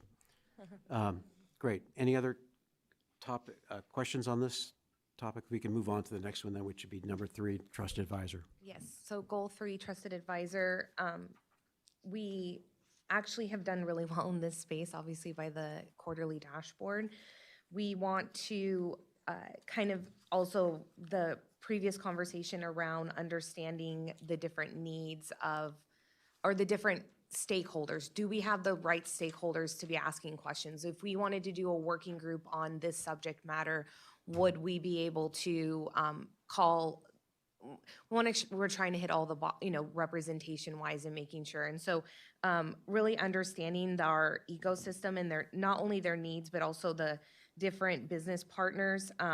We want to be able to kind of understand and identify. And so objective 1 is really looking at the ecosystem and then finding, those stakeholders if we wanted to inform our programs and products that we're offering, et cetera. And then objective 2 is the partnership aspect of that and on looking at the ways we can contribute and connect with different external partners. And it's really leveraging like I had referenced before, we did the mortgage relief program kind of really dedicated so much time and resource to understanding the needs of the populations we were trying to serve and leveraging kind of different tactics. Those lessons learned, those best practices were implemented in DFA. We also want to be able to learn and grow. Coming from a grant relief program, it's a little bit different than going into home ownership space and who you're talking to, how you're talking to them, at what level. So we want to make sure that we're looking at these activities were really good that we deployed in this relief grant program, but we're going to have to, massage them and do a little bit differently in order to truly get the same impact and results. So we want to make sure that we're doing, and we're staffing up accordingly to make sure that we have people that are accountable to kind of execute this analysis and activities. So that's essentially goal 3 for us. Great. Thank you. Any questions, comments from the board on this section? Trusted advisor. I'm looking, I think we've got some real consensus here on that. So we'll move on to number 4 then. And goal 4, like any a strategic or business plan, we want to make sure we're doing everything we can to be as efficient, effective, and good stewards of funds.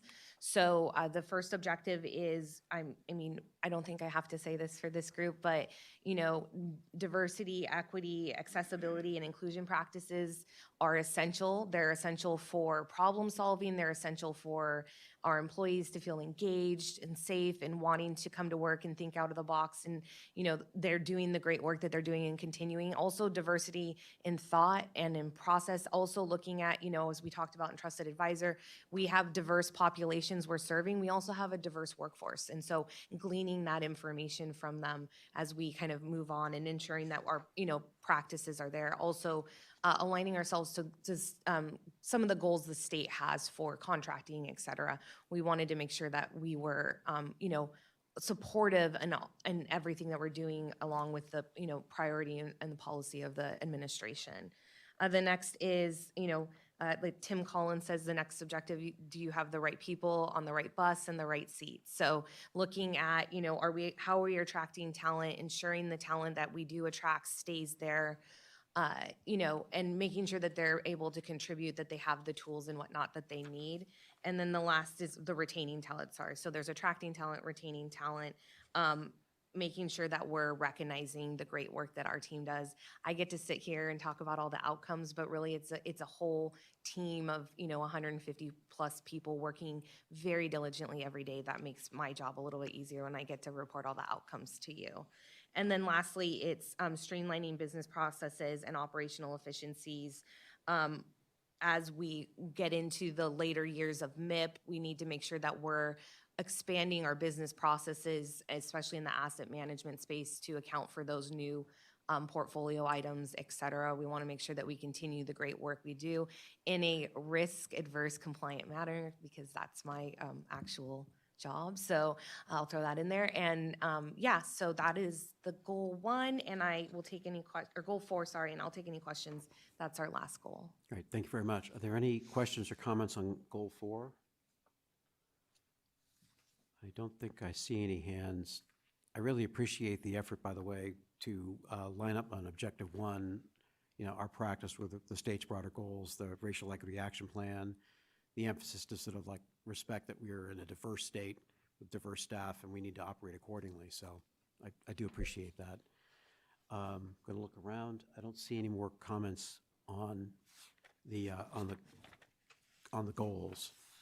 So I guess this is the next step to talk about the operating budget then, and then we have a resolution that we'll get to. Actually, at this time, we would be able to recommend the approval of I don't know the resolution number. They're separate resolutions. Yeah. So Resolution 2415, thank you. Right. We could, if it's at the chair's choice, but we can actually approve this resolution. Right. Which would So- encompass the initiatives as proposed amended. Right. So there was an amendment to the kind of operating plan that we discussed earlier, and I'll look to council to as to how we best incorporate that. Thank you, Chair Cervantes. We had, within our resolution, the draft resolution, we had allowed for new initiatives, and I would propose to, as opposed to adding a new initiative, to state that that the board is approving the business plan, amending the following initiatives the initiatives as follows. And I was listening to all the suggestions, and so I'd ask that you go back to Goal 1, Objective 1, Initiative 1, with regard to Director Lamone's request to add certain language, and I would propose to keep the existing language and to add at the end of the initiative and how changes impact different demographic groups and communities. Does that satisfy you? Policy changes. And policy changes. I'll add policy.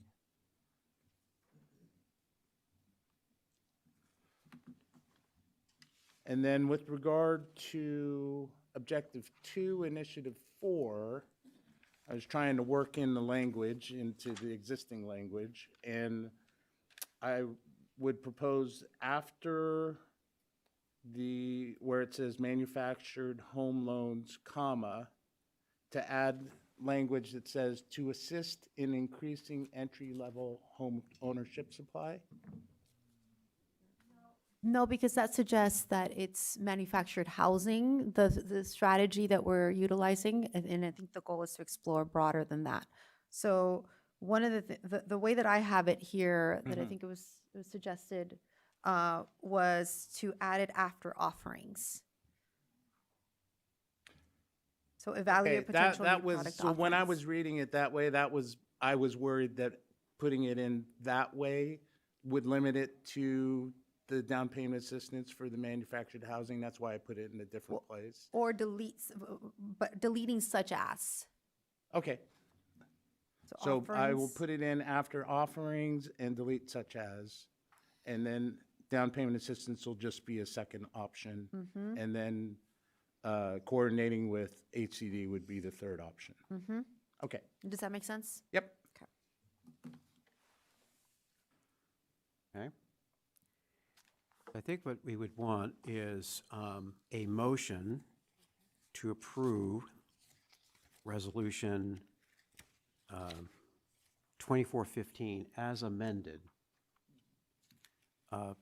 Amendments being as discussed with Council and Director Limon.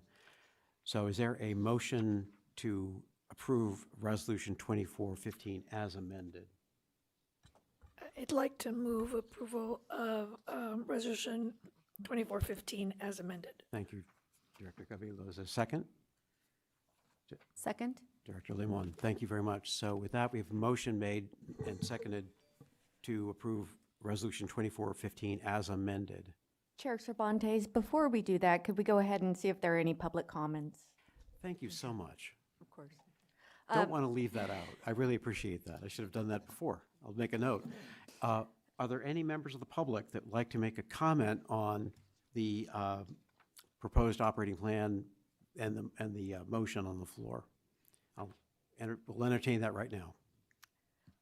If anyone would like to make a comment, please raise your hand or come forward. Not seeing any. Okay. Thank you very much for keeping me on the straight and narrow again.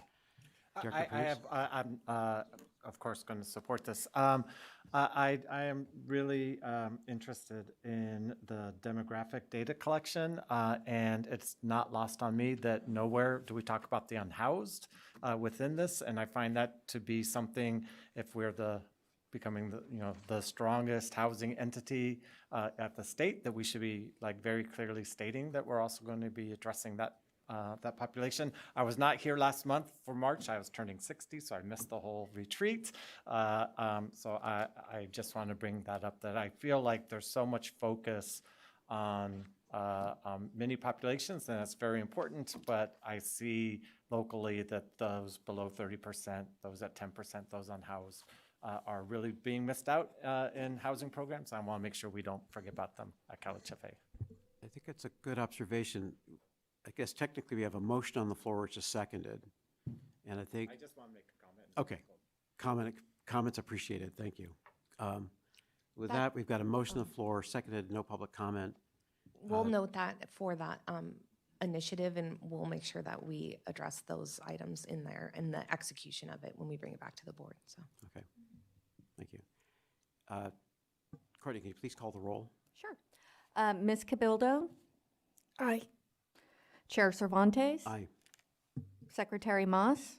Aye. Ms. Limon? Yes. Mr. Ballmer? Yes. Mr. Prince? Yes. Mr. Fiegels? Yes. Director Velasquez? Dr. White? Yes. Resolution 2415 as amended is approved. Great. Thank you for participating in the EEC on the road and being here for this session. Thank you. I believe that your deputy, Sasha Kurgan, will be stepping in. Yes. It's noon. I think we'll have a lunch break in a bit. I think it might be good to get through the budget. And then we can say we've done the big lift and we've got a few other items after that. But here's a question. We have individuals who might be leaving before, say, 3 o'clock this afternoon?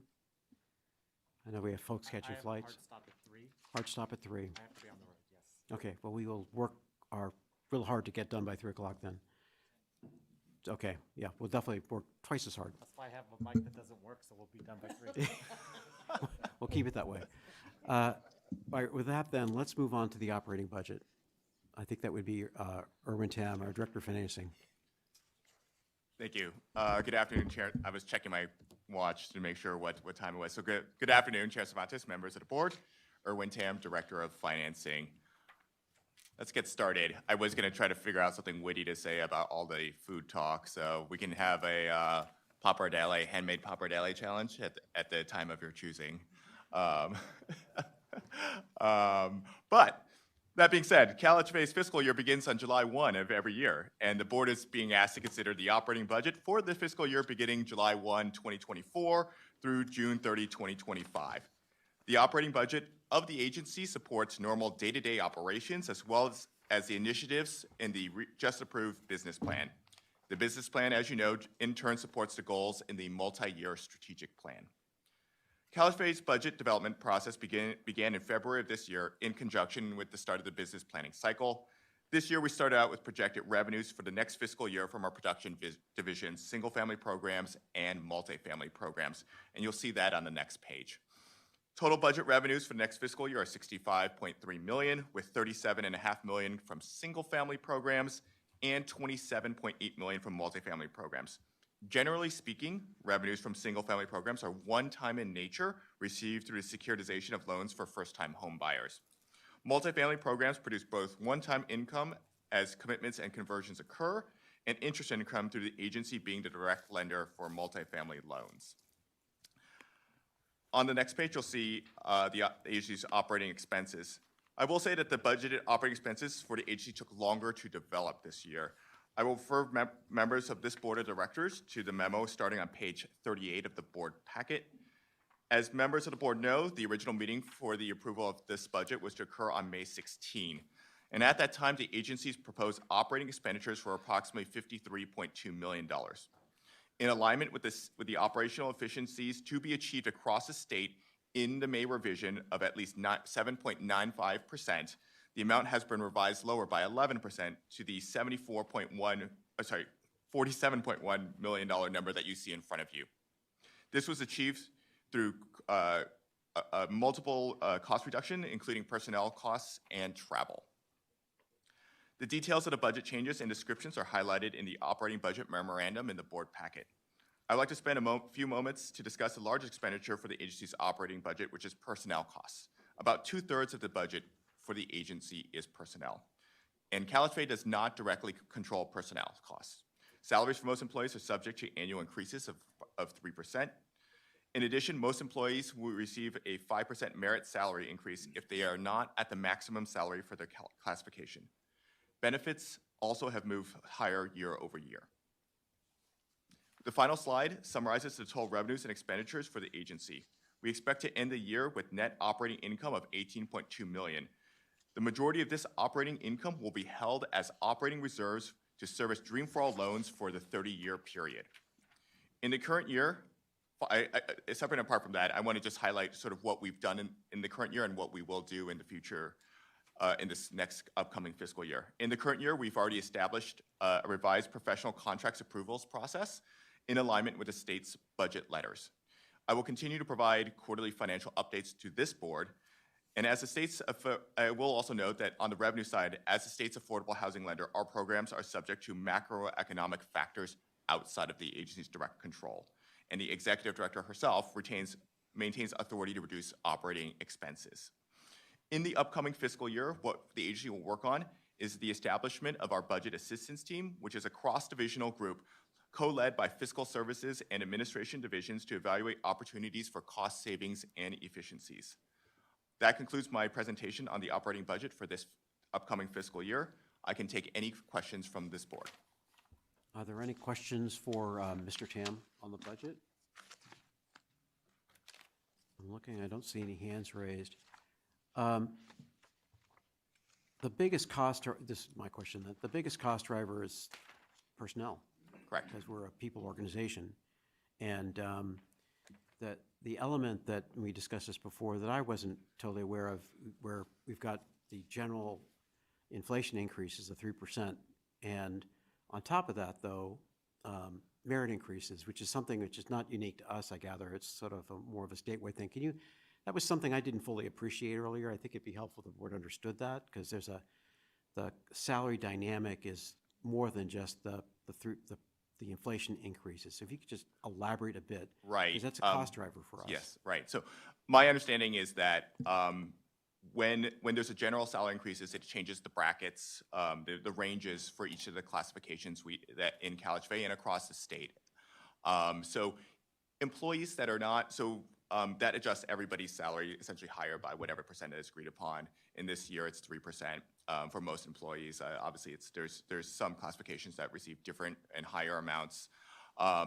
So again, there's a bracket, which is a low range to a high range. If you are not at the highest step or the highest amount, you will receive a 5% or a 5%, or obviously if you're slightly below, you will receive whatever it is that will get you to the maximum amount in addition to that GSI adjustment. So what you'll see in this current year, again, if you were at the bottom step of your classification, you would see essentially a compounded rate salary increase of about 8.15% because it's cumulative. It's the 5% plus the 3% on top of it. And that's sort of one of our cost drivers that again, because we have 2/3 of our budget is personnel costs. It is not within the agency's direct control to grant those salary adjustments. Right, and I note that the personnel number, 221, has remained consistent over time. I guess we don't have all those slots filled. Correct. At any given time, there are vacancies at the agency and unfunded positions. So as it's well. meaningful for us if it stays constant at 221 as opposed to going up to 230 or 240 and so on.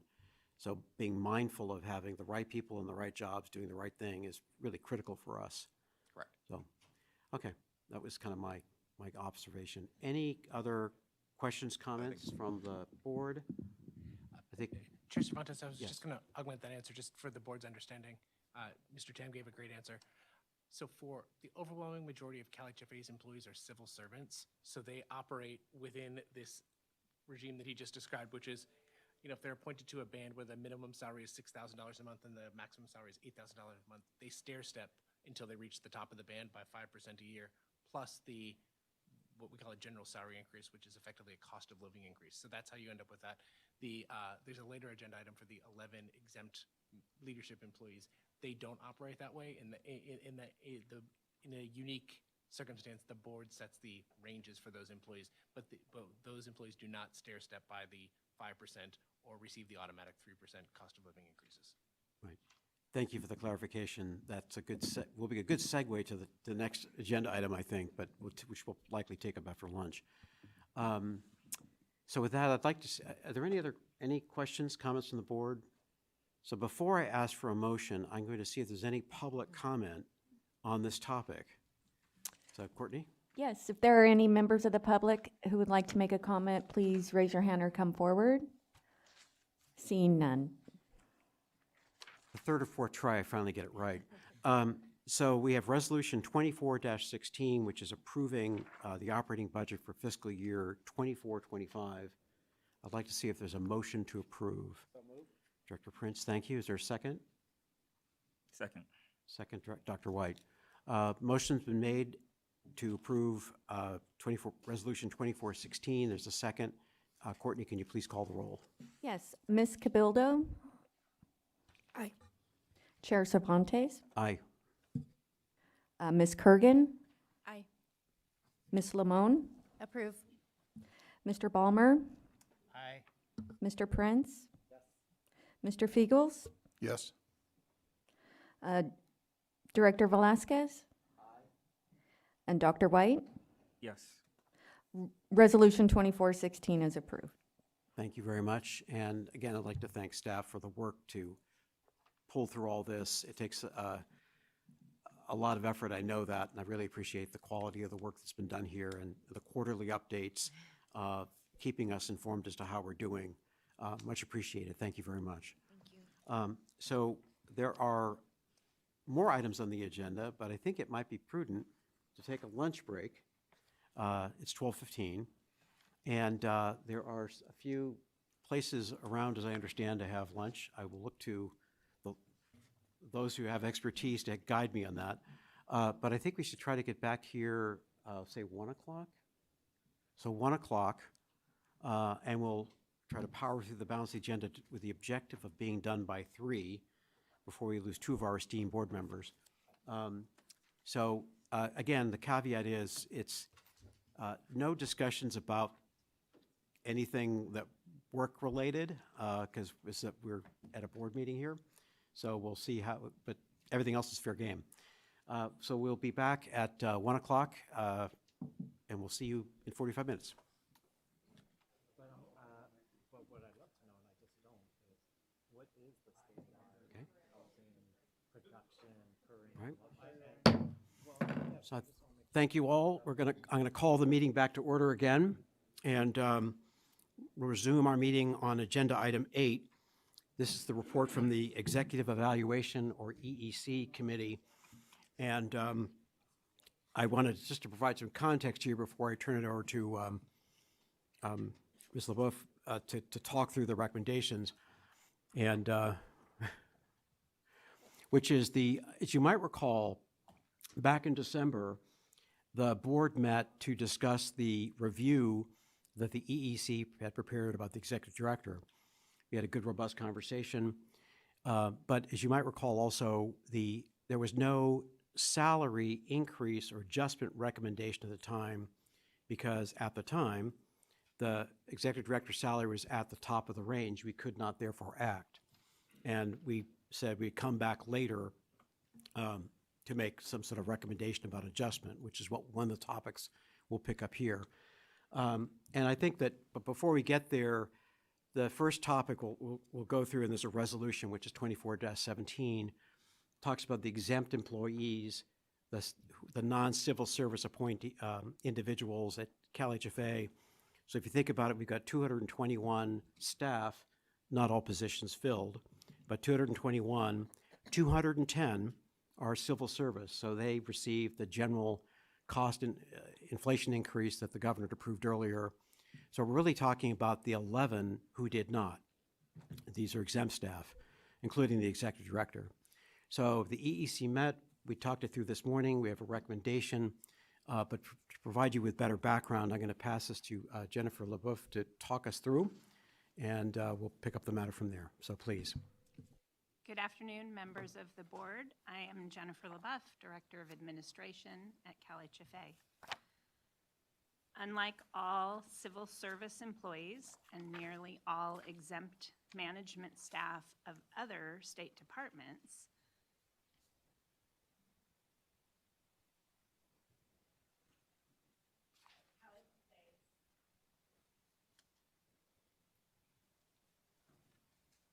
can you hear me all right? Okay. CalHFA's exempt management staff salary ranges do not automatically adjust with the general salary increases, or GSIs, which are commonly thought of as cost of living increases. Instead, these salary ranges are adjusted by you, the Board of Directors. As Chair Cervantes said, we're specifically talking about 11 positions that were appointed either by this board or by the governor. And the last review of those compensation ranges was conducted 7 years ago in 2017. So earlier this morning, the Executive Evaluation Committee, or EEC, met and is recommending Resolution 24-17 to the board to adjust key exempt management staff salary ranges consistent with the most recent GSI, or general salary increases, for all state employees.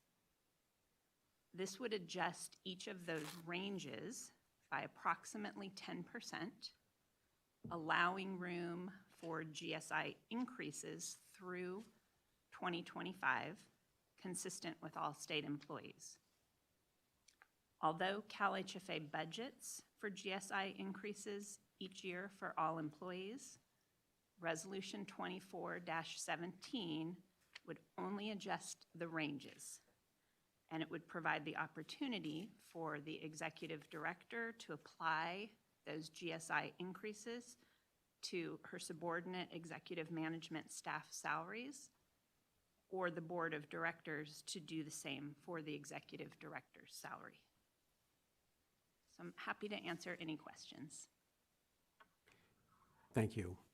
And maybe I might mention that the meeting today of the Executive Evaluation Committee was myself, Secretary Moss, and Dr. White stepped in as Stephen Russell could not attend. So those are the three of us that had that conversation. So I'd like to see if there are any questions on this topic, of the staff report that was prepared, and I'll look around to see if there's any comments. I think what I might add is that I support this, and we're basically taking the general salary increases that the governor applied to civil service staff and applying them to this pool of 11 exempt employees. We're taking and it's actually the same approach here, and it's the ranges we're adjusting here. It's up to the executive director, in her wisdom, to make the appropriate adjustment. So this is just providing flexibility to do so. So I'm looking, I don't see any hands raised. Inasmuch as this is a motion, I'd like to see if there's any comments from members of the public. If any members of the public wish to make a comment, please come forward or raise your hand. Seeing none. Okay, then I'll entertain a motion to approve Resolution 24-17. A second. Dr. White made a motion. Is there a second? Director Gabriello, thank you very much. Motion made and seconded to approve Resolution 24-17. Courtney, can you please call the roll? Ms. Cabildo? Aye. Chair Cervantes? Aye. Ms. Kurgan? Aye. Ms. Lamone? Aye. Mr. Ballmer? Aye. Mr. Prince? Yes. Mr. Fiegels? Yes. Director Velasquez? Dr. White? Yes. Resolution 24-17 is approved. Right, thank you very much. Then there's a related matter, this is Agenda Item 10, where there's another resolution, 24-18, where we specifically adjust the salary for the executive director, whereas for the other exempt employees, their salaries are adjusted at her discretion. The board is the party that makes the adjustment for the executive director. So we need to do that specifically. And Jennifer, I'll pass that back to you again. Okay. Since you just approved Resolution 24-17, which adjusted the ranges, the Executive Evaluation Committee, when they met earlier this morning, is also recommending that you consider approval of Board Resolution 24-18, which would adjust the salary of the Executive Director by 3%, retroactive to July 1st of 2023, consistent with the GSI adjustment provided to all state employees on July 1st of 2023. Both the EEC and the board completed their evaluation of the performance of the executive director for fiscal year 22-23 on December 14th, 2023. Although the evaluation was positive, at the time there was no room in the executive director's salary for an increase. And since the ranges were currently under review, you indicated that you may consider a salary adjustment at a later date. Thank you. Any questions, comments from members of the board? And again, I'll note that this is a discussion we would have had in December had there been room in the salary range, which we've just done now. So we're a little late to the party here, but nonetheless, we're kind of wrapping up this item. I don't see any hands raised, so I'm going to see if there's any comments from members of the public. If any members of the public wish to make a comment, please raise your hand or come forward. I'm seeing none. All right, thank you very much. I'd like to entertain a motion to approve Resolution 24-18, please. Thank you, Director Velasquez. Is there a second? Second. Dr. White, thank you very much. So motion made and seconded to approve Resolution 24-18. Courtney, can you please call the roll? Ms. Cabildo? Aye. Chair Cervantes? Aye. Ms. Kurgan? Aye. Ms. Lamone? Aye. Mr. Ballmer? Aye. Mr. Prince? Enthusiastically, yes. Mr. Fiegels? Aye. Director Velasquez? And Dr. White? Yes. Resolution 24-18 is approved. Thank you very much. Just reminds me of that Orson Welles line about we'll serve no wine before it's time, but this one might be a little bit late. Thank you all very much. I'd like to thank staff for the work on this as well, please. So we move on to Agenda Item 11, which is the Mixed Income Program Update. Kate Ferguson, our Director of Multifamily Programs, will lead us through this. And I have to say I'm a bit verklempt here, in as much as this is your last appearance before us. And really, before you start, I do want to say thank you so much for your service for CalHFA, for housing in California. I mean, your work has made lives so much more improved for so many people across the state. And so thank you for your dedication and work and expertise and for spending time with me to sort of do remedial multifamily housing. I do appreciate that. So. I appreciate your comments, and I just want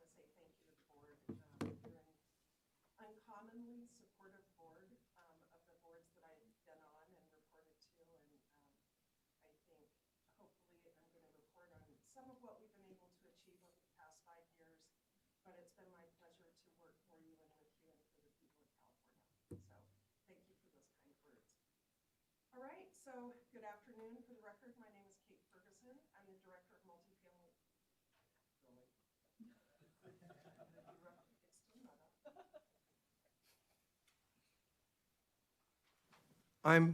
There we got it. Okay. Kate Ferguson, I'm the Director of Multifamily Programs for CalHFA.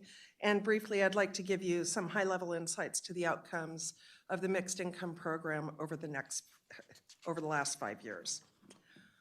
The MIP subsidy program was launched in 2019, and in 2022, it became part of a package program. And that program has included the requirement that anyone accessing MIP subsidy pair it with CalHFA's permanent and conduit issuer programs. In that way, we've leveraged the MIP subsidy that we receive every year. We've leveraged it to grow both our revenue and our asset base at CalHFA. The outcomes of this strategy have met initial objectives to catalyze unit development and to build CalHFA's financial position, and via both fee revenue and long-term interest annuity associated with the growth of the conduit and lending businesses. As this slide outlines, 58 projects have already closed into their construction financing for the development of 9,651 units. And I personally am so disappointed we didn't get over 10,000. We were there at one point and it slid back. But 9,600 units over 5 years is something to be proud of. We've leveraged $360 million in MIP subsidy funds provided via the Building Homes and Jobs Act to leverage the growth of our multifamily loan portfolio by $1 billion. We expect our 2024 MIP projects to add an additional 2,000 units and an additional $250 million in loan commitments. Next slide, please. Our portfolio has strategically been focused on enhancing our geographic reach throughout the state. From a policy perspective, broadening the geographic availability of CalHFA programs has been a positive. Additionally, building a geographically diverse loan portfolio will aid in improving CalHFA's risk position on an ongoing basis. Next slide, please. Quickly, I want to point out that our loan portfolios are also well diversified due to the very purpose of MIP, which encourages a mix of unit affordabilities to enhance individual project economics. As of this fiscal year end, our production of units to date will reflect an average AMI of 54%. Next slide. This slide addresses the trajectory of growth of the portfolio in the context of our strategies for leveraging MIP with other programs and with changes to the focus of our ranking priorities. Next slide, please. And this slide, one point to stress here is that while the MIP subsidy program has been our primary driver of all of our production because we paired it with our other programs, the largest growth in production has been in our conduit issuer program, which is the royal blue piece here of each bar here, and in our permanent lending program, which is the gray component. So we've really been successful in leveraging that small amount of MIP to grow our other programs, which is where we get a lot of the unit count. Next slide, please. And finally, a visual to reflect our participation in unit delivery through all of our programs. While MIP has been a catalyst for over 9,600 units from 2019 to 2023, overall, CalHFA has participated in the delivery of 24,255 units over the same time period by growing our other programs and business lines, including conduit and other permanent loans. Next slide, please.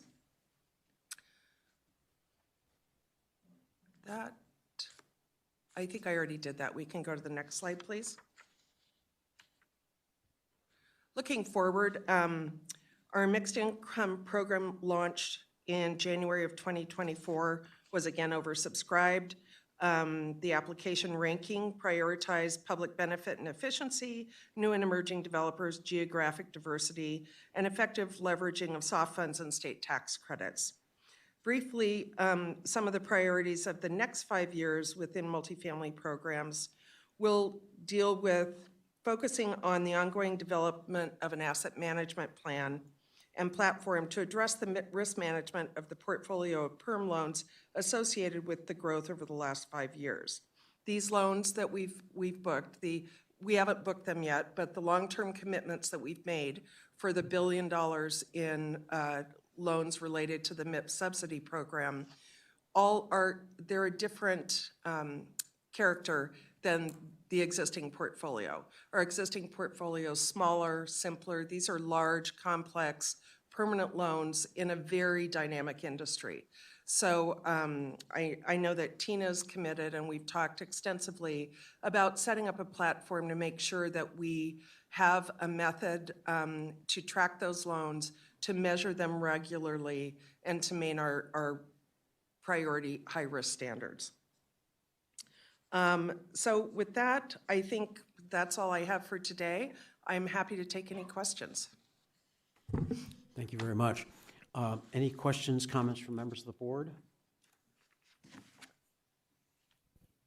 Is it I Director do. Prince? Yeah, Please. thank you. So, and I want to go back to the strategic plan and the comments I made earlier about the data that I think is really important to have, and then to really overlay the impact that CalHFA is having statewide within all housing production, right? And I did talk with Gustavo a few minutes ago. I do not know like the statewide success in building production at different income levels, and I think HCD does have that, and I was hoping maybe he could do a presentation back to us. What I really would love to see is CalHFA's program production as it pertains to the production that's happening, statewide at different income levels. My gut feeling is that units below 30% are not being produced. I really loved seeing on the report, it was on page 4, that there's been a growth from 5% of the MIP units being at or below 30% to 21%. I think I applaud that loudly. I'm really excited to see that. But I feel like that 30% and even lower is just not being met statewide. And I just keep coming back to the CalHFA, in my mind, should be thinking about how does it serve the most vulnerable and fragile in our communities. I think about the issue of like 50% AMI units, right? So a household, a one-person household in Santa Clara County makes $100,000 a year. 50% of AMI is $50,000 a year. Household monthly income is $4,000 a month. Rent would be $1,200. We're producing all of these units at 50% with rents at $1,200, and yet we know seniors who need the affordable housing, receiving Social Security, are making $10,000 a month, or I'm sorry, $10,000 a year. They're moving into these units extremely rent burdened. And so that goes to my second point, because I heard it's also about production and impact. I think that was one of the things to look at.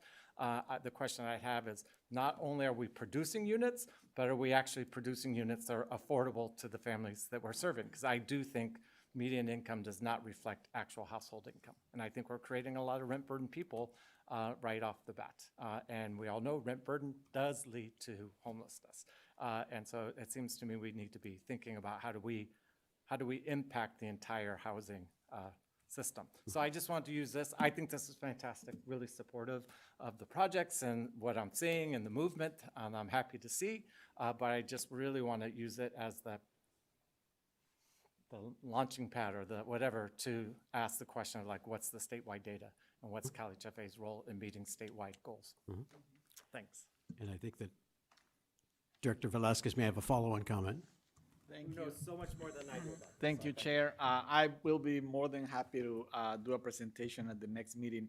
However, if you go to the HCD's website and you open our data portal, you will find a dashboard that walks you through what is being produced across the state in comparison to what should be produced across the state. And I am also glad, Ms. Ferguson, of the data that is in the materials. I think everything seems balanced. And I say that because this is a moderate income program. And when I look at the dashboard right now, which I think is data up until last year, I think we're waiting for reports by the end of this month. And I just go to, let's say I go to the permitted data. When you look at the 50 and below, it is under 10%, the production so far, compared to what it should be. But then when you move to the moderate income, it's also under 10%. It used to be that moderate income production was I would say a good 20-25% higher than very low and low income. But what I'm seeing right now is that it's trailing compared to previous years. So this is great about the data. You keep looking at the data quarter by quarter, and you begin seeing trends that are changing a bit. So it is concerning. This program is a blessing in the sky for the type of housing that needs to be produced.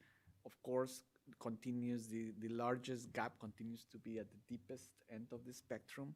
But I'm just saying, I just want to point to the data that is showing, I think a bit of a regression in the mod income side.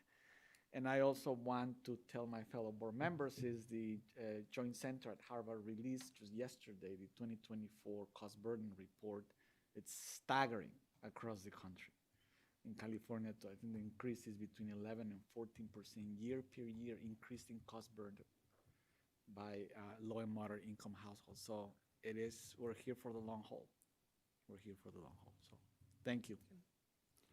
Thank you, Director Velasquez. I think we're definitely going to have to get you slotted in at our next meeting. That's some pretty interesting information there. Thank you both. I just wanted to make one comment. Please. I think that's a really astute observation because you're right. We're seeing anything below 60% AMI be challenged, and part of that is because of the cost increases we've experienced. At the same time, we're seeing reductions to soft dollars at the state level and at the locality level. So economically, to put any housing through, the AMIs go higher to support higher debt limits because you have to cover those lost resources with higher debt. So it's a conundrum of sorts, but it's very astute. And that's in response to the macro market economics that we're seeing as well. So, it's all about subsidy, and it's all about availability of soft dollars. Is it Executive Director Johnson Hall? If I might add, what I have been hearing from the secretary is, and she's not here, but I'm going to ask Deputy Secretary Kurgan to sort of just speak to the whole housing continuum plan. We are, by design, all not set up to do the same thing, unfortunately. But the good news is that we have lots of different levers, and we are all now working in concert to ensure that we hit all levels of housing at various levels. And I think, to me, that really should be how we should look at affordable housing. It's because the danger in saying this is important is you're saying at the same time that maybe something is not important. And I don't think that's what is meant when we say let's look at vulnerable populations. The Secretary does embrace that and understand at all levels how important it is. And so I wanted to see if, Sasha, I don't mean to put you on the spot, but I know you work very closely with her and you know the plan better than most. Thank you, Executive Director. Yeah, I think, and the board retreat, you all talked a lot about this, about the range of needs, and I think the data will be illuminating. I'll start with some of the insights from that dashboard to just kind of set the tone, like as to why we shouldn't lose hope right now. And to your point, Executive Director, that these tools that we're putting together, not saying that there's a silver bullet, but that we are gaining momentum in ways that many of us who've been working in this industry for decades haven't seen at this clip, because we have, from planning to production and preservation, some new tools and new mechanisms to support. So since 2018, so there's been some changes in state law, dozens and dozens of laws that have passed to facilitate development and to protect renters as well, and homeowners, I think I would offer. But these laws have created more certainty in the development process, which I think is a complement to, or can help address, some of the market challenges that we're seeing. If we know that a development can get built, that's going to affect the time value of money. So how can we expect to see those assumptions in pro formas, and how can we use our accountability levers to make sure that local governments are complying with the law and meeting those timelines? So that's one bit of context. But to the brighter picture, since 2018, statewide, there have been 750,000 units permitted. That is tremendous progress. That's statewide. We're seeing that all over the place. In that same time, 2018 through 2023, and the director's right, the numbers can change because it's still rolling in, 540,000 units, homes, have been built. And that's not where we need to be, but that is more progress and faster than what we had been seeing in the past several decades that had been focused on chronic underproduction, constraints, intentional barriers putting up decades past and to now, candidly. And so these range of tools that can facilitate the continuum that you're speaking about, and there I'm thinking of rental and home ownership. This is also typology, which I think we have some space within state law, not that I get to change them, but just to say that, you know, there are some barriers to building different types of homes. Condos, for example. And so I'm interested in what CalHFA is going to explore there, and ways that we can think about how to bring in different typologies to make that more accessible first-time home ownership. So that there's still some gaps for sure, but on land use, from planning through several different tools to help create certainty and streamlining, both on the permitting side and in many other ways, I think we're starting to see some changes. That said, we are focused not just in our work on this board, but throughout state government, to think about the ways that different people can show up in the work with us. The Strategic Growth Council will meet next week to talk about the third council priority, which is on climate, equity, and housing. Director Prince spoke a couple years ago, which kicked off this conversation at that council level, to say, you know, housers are in this. We've been building for a long time, and there's other folks who could show up with us to facilitate development. So what can other council members do to take action to remove impediments to housing happening in places where we want, which, as Director Velasquez meant, a focus on infill, and meet conservation goals? That is not just a Secretary Moss issue. That's not just a CalHFA issue. So we're really working on calling other people in. I hope that gets at some of what you hoped to hear, but I'm available always to chat more.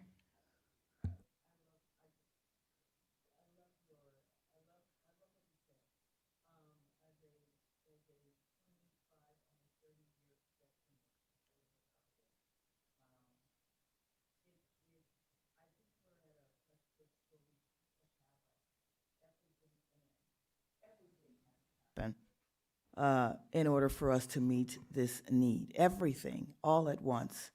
Everything, everywhere, all at once. That's what it is right now. Because if we don't keep our eye on all of it, then we lose the battle altogether. So I think I'm hearing loud and clear. We've done our level best at trying to be more inclusive in our thoughts, and more innovative in ways that we can address as much of it as we can.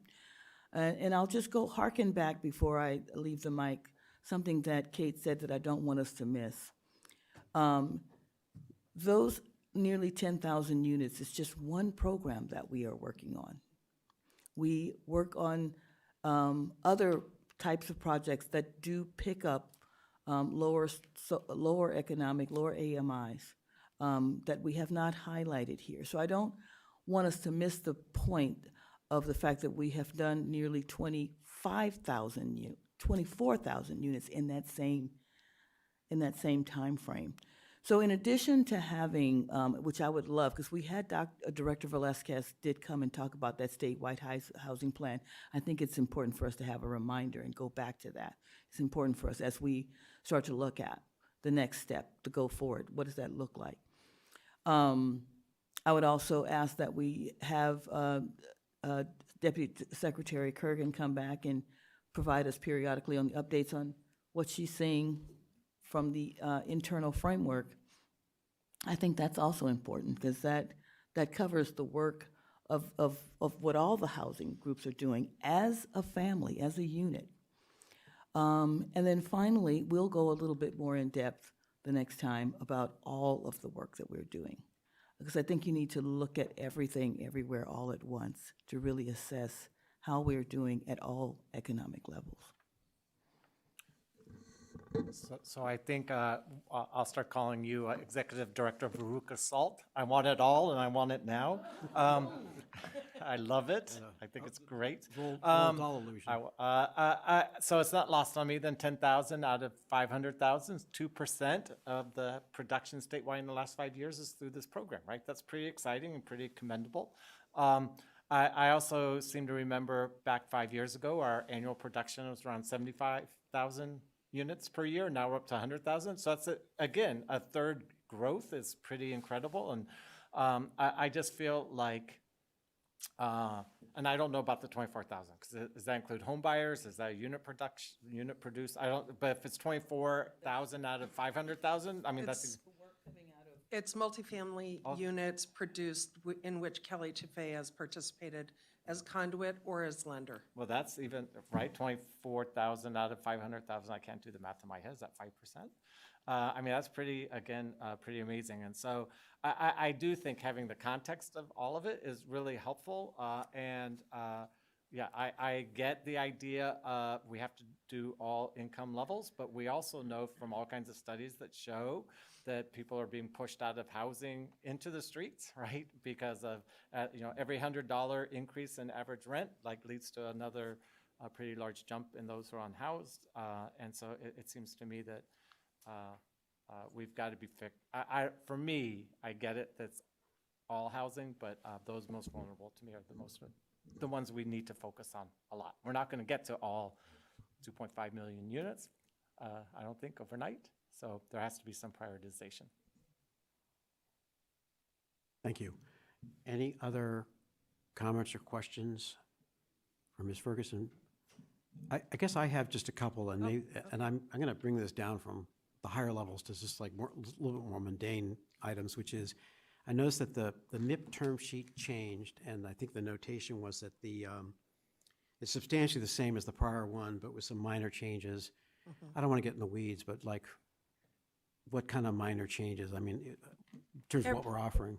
Well, I can tell you that every year we look at changes to the ranking and whether we need to change or tweak that.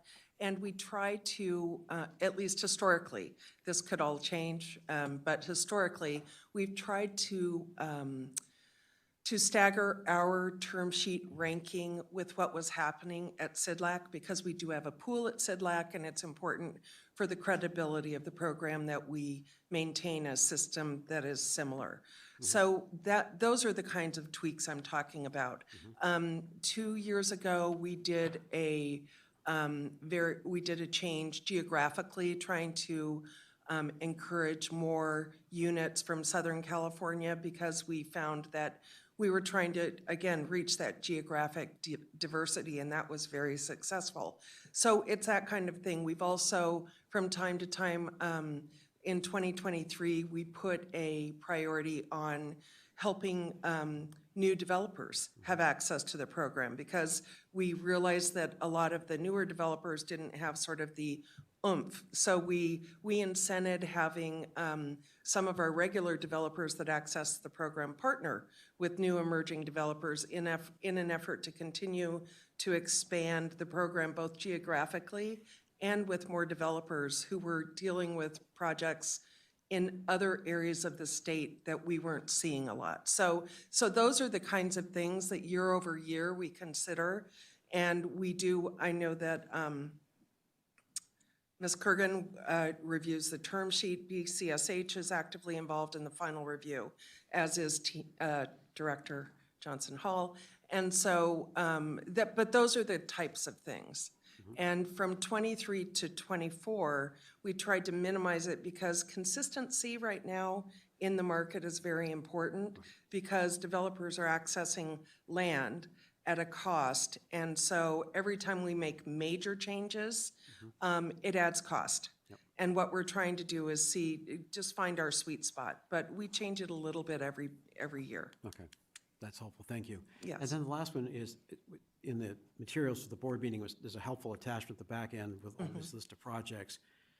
I'm assuming the color coding in blue are the ones that are on our. The top 13 ranked the highest. Right. And it shows, there are 2 pages. One page shows it in the context of the ranking at CIDLAC TCAC. So you can see that it's very close in how they would have ranked if they had gone through. Because what we're doing is we're ranking before we submit them to CIDLAC.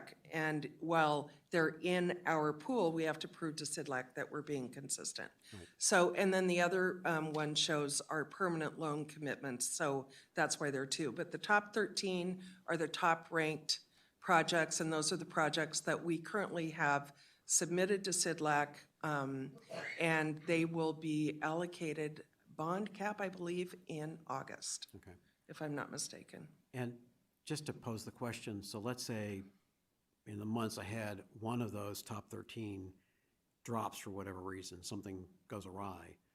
Do we have flexibility to sort of move down one and pick up someone else? I mean, how much flexibility do we have in running this going? Not really, and that's because of a couple of things. We pair our subsidy program also with our bond cap pool at CIDLAC, as well as with the $200 million in state tax credits that we get from TCAC. And so we're very careful to do as many deals as we can with those 2 finite resources.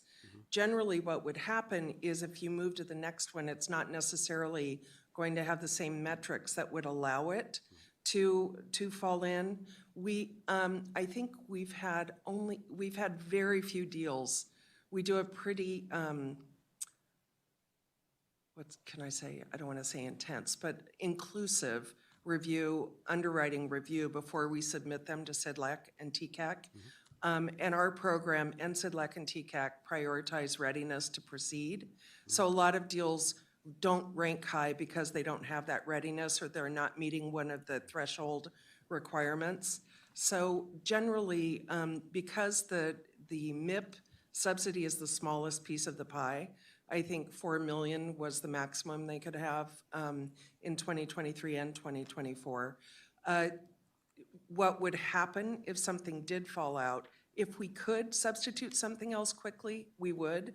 It's unlikely because, like I said, the metrics of each deal, it may be a 60-unit deal and the next deal on the ranking is a 250-unit deal. So we wouldn't have the resources to reallocate. If we could, we would. But if we don't, what we do is take the state tax credits and we give those to TCAC so that they can use them on another deal. And then we won't have issued the bonds yet, so it all just sort of unwinds, and we add the MIP subsidy to the next round, or we add it to just our sort of MIP pot. In the event, 2 years ago, we had an event where we had many deals that needed supplemental MIP when the market changed. And so that's the kind of thing that we might use that for. Okay. But it's a pretty nominal amount in comparison to the overall deal. That's a very helpful walkthrough, thank you. Yeah, of course. Any last questions from the board?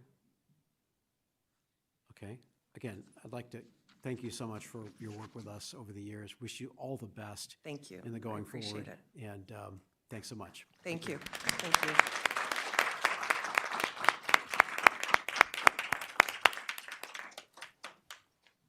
And we'll move on to our next agenda item, which is item 12 on the update on the California Mortgage Relief Program. And Ms. Franklin is back for this portion. Good afternoon. I thought you all missed me. I don't know. For the record, my name is Rebecca Franklin. I am the Director of Enterprise Risk Management and Compliance at CalHFA. On the side, I get the honor of being the president and chairwoman of the board for the CalHFA Homeowner Relief Corporation, the corporation that administers the California Mortgage Relief Program. I'm here today to give you a very brief overview of kind of what has happened over the last 2.53 years, and give you some program highlights on and impact areas that we have accomplished through this program. So way in the beginning, this program was established when President Biden signed the American Rescue Plan Act in 2021, establishing the Housing Assistance Fund. We submitted a plan to the CalHFA was, the administration had asked CalHFA to administer these funds on behalf of the larger Housing is Key initiatives in the state and COVID relief programs. We submitted a plan to the U.S. Treasury. That plan was accepted officially December 20th of 2021. And, you know, amazingly, the team that is so great that leads this program and the people that contribute at CalHFA is also, we were able to actually go live on about 7 days later, so on December 27th. So over the kind of life cycle of the program, we did do a lot of listening sessions to prep this for this program. We were in the height of the pandemic. And so what we had heard from California homeowners was that they wanted to get relief now. The moratorium on foreclosures was ending in December of when we had launched. Most of the banks didn't start kind of taking action until the new year, but people who had been in forbearance for 12, 24 months had large arrearages and needed help. And so what we had done with the program is strategically focused on getting funds out the door quickly, which was limiting ourselves to one offering in the first launch, which was mortgage assistance, so cleaning up those past mortgage payments. Over the course of the program, as the economic impact of the pandemic shifted and the market changes, the program also grew and changed in our offerings to help kind of meet that need of California homeowners. So in June of 22, we expanded our offerings to encompass past due property tax payments. So if you had unescrowed property tax payments, or maybe you had paid off your mortgage, you have the property owned, but you were not making the mortgage or the property tax payments, we offered that as a secondary program. And then in February of 2023, we actually launched our partial claim and deferment program. In May of 2024 of this year, May 1st, we actually closed the portal, having received enough applications to be able to disperse all the funds we had gotten from the Housing Assistance Fund. Just a note, the state of California itself got 10% of the nation's fund for that. So there was about $9.9 billion allocated under the Housing Assistance Fund, and we received in California just over $1 billion. So, and that was a sign of the need, right? We're talking about kind of about homeownership and stuff, but that was really the need that, recognized by the federal government, the U.S. Treasury Office, that California homeowners and kind of the cost of living, et cetera, here, So kind of changing in from what had happened, now that the application is closed, we wanted to kind of share highlights on the outcomes and the impact that the program has done for this state. At the time of we pulled the numbers, I think it was probably a June 1st timeframe, we had distributed $880 million in grants. We have helped just over 36,000 households. One of the things that I'm very proud of is there were certain guidelines set by the U.S. Treasury Department, but the state of California decided to allocate and make its own reservation to ensure that 40% of funds distributed went to homes that reside in historically socially disadvantaged communities. That wasn't a Treasury guideline. That's not a guideline in the Housing Assistance Fund. That's a California standard that we wanted to set for ourselves. And we exceeded by far on that goal. We are actually at 56% of funds distributed were to households in historically socially disadvantaged communities. The average AMI of the household that we have assisted is just under that 70% mark. And then the other kind of measure that we didn't put, obviously you're not going to put a goal on, which was helping people who are in imminent foreclosure. So they had a notice of sale, they had a sale date. A lot of times, some of these homeowners, I think our quickest was a 24-hour turnaround. A homeowner probably coming through a housing counselor contacted us, and they had a sale at 8 a.m. tomorrow. And our team worked tirelessly to make sure that that sale was postponed or for us to be able to process an app, and a lot of times prevented. So that 902 is actually the number of successful foreclosure sales that we have prevented through this program. And the effort behind that is very, very quick turnaround, trying to get a hold of the servicer, negotiating that. It has, unfortunately, that, we have to get the servicers to kind of play along or to work with us. A lot of them do. We have so many successful stories of collaborative efforts, but it does take a lot of man hours to, get on the phone, get the right person that can stop the sale. A lot of times, it's not just the loss mit department we're talking to, we're having to go up the food chain. So, that 902 is that just has so many hours of effort behind that. So from an outcome perspective. The other outcome I want to talk about is, while we did do that reservation, is reaching underserved communities. So we took a data-driven approach, as I've said many times, to this program. We collected so much data from applications, and we were looking at from denial codes to where the apps were coming from to feedback on surveys I'll get to a little bit later.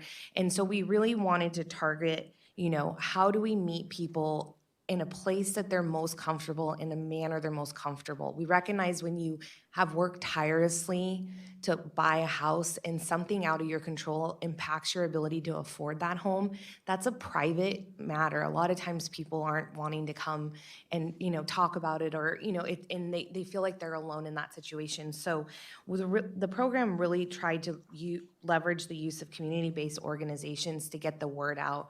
Also, we used a lot of targeting around the historically socially disadvantaged communities. Most of our paid media dollars went to those groups, working with ethnic media, trying to be where we wanted those low to moderate income households. We really devoted a lot of time and energy to target our marketing and outreach dollars, time, and effort to making sure that we were serving those communities. And I think that's shown in 3 out of 4 grants awarded were families that were at or below 100% of AMI. So we really tried the essence of this funds was for low to moderate income, helping people that were affected by the pandemic. And so we really tried to be as focused and targeted in our media and outreach, but not just targeting them and sending a flyer to a certain zip code, but trying to understand the needs of that community, the diverse communities across the state, and meeting them in language support, with maybe even in an organization that they're more familiar with, depending on the kind of the area or the community we were trying to serve. Another stat that we like to talk about as an outcome is, kind of breaking down who did we help, not only in an AMI, but also in self-identified ethnicity and race. So our population for the mortgage relief program are California homeowners. So it's not, we're CalHFA, we're talking about, you can talk about Californians, we're talking about home ownership. So we try to benchmark against home ownership. So in this slide, we're really highlighting that for Hispanic and Latino, it's self-identified through the application.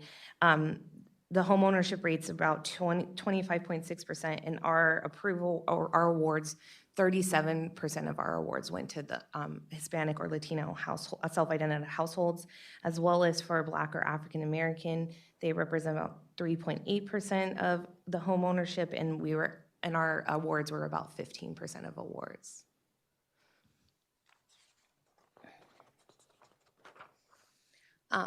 Is there a question? I think, Director Limon, you have a question? Yeah, the Latino homeownership rate is around 45.4, and then the Black homeownership rate in California is about 35.6. I'm not sure on.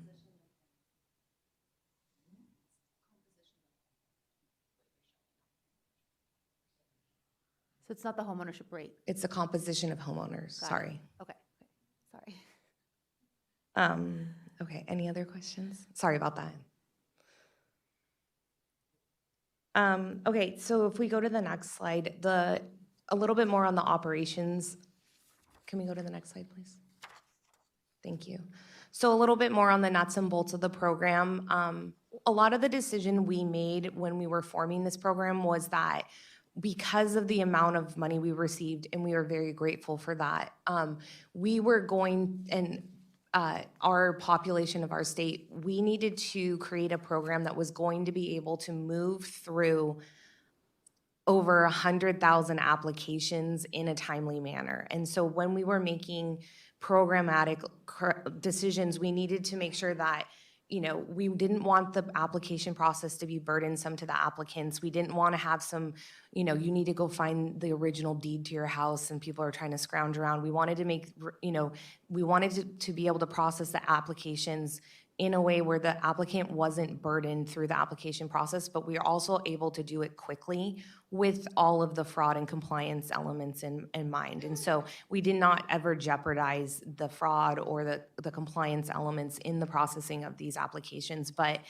to date, we, as of program closure, we had received just over 100,000 applications. The median days for application, so from submission to determination, which is approved or denied or canceled after so many days, is 39 days. So just under, our goal was 60 days, so the 39 days is something to be celebrated. Also being available with our application process, we depended on a contact center to really support applicants through those processes. We also use a community-based organization and HUD certified housing counselors, but sometimes you want a status, sometimes you can't get the document to upload, et cetera. And so we really wanted the contact center here. It's contacts handled. We also leveraged our contact center to reach out proactively to applicants. So if there was a change or to applications, and you know, we made programmatic shifts all throughout the last few years. We were able to use those resources also to call the applicants if they had listed a phone number, if they had a saved application and they hadn't submitted, why haven't you, can we help you, can we be there for you, et cetera. Also, for applicants who didn't meet the criteria of the program, we were able to actually do live warm handoffs to HUD certified housing counselors or legal service entities so that these applicants, even if you're not meeting the criteria, we want to get you the information. We want you to be able to get help in any way, shape, or form. So we really tried to be as proactive as possible. It wasn't just about you didn't meet the AMI, but let's get you the help you need. So, but I think for handling over 500,000 contacts, the average handle time being, you know, just over 5 minutes or 5.5 minutes, and, you know, over half of the calls are answered in 30 seconds or less are, I think, really good benchmarks for the contact center. As I indicated before, we really strive to make the application process easy. We were trying to be as data-driven in feedback loops. We were connected with a lot of different groups to give us feedback throughout the kind of the evolution of this program, but we did do surveys to all applicants. So to date, we have received just over or almost 19,000 applicants surveyed. Of those surveys, almost 90% had said the application was easy to use. Over 90% said it was easy to upload all the requirement documents. So again, well, obviously I'm a strategic thinker, hopefully that's demonstrated. You know, when you're designing a program and you're designing it quickly and you're trying to get these intentions out, you know, we want to make this easy to use. That's easier said than done sometimes, and we wanted to hold ourselves accountable to those standards. And so I do think that the survey and the applicants speaking through the survey do, you know, give that sense to the board that we really did try to strive for these incremental goals, not just dispersing money quickly, not just doing that, but doing it in a way that people were not turned off in the process. The next slide is, you know, a nice slide to have. Throughout the program, the U.S. Treasury Department did highlight various states for promising practices. California was highlighted twice.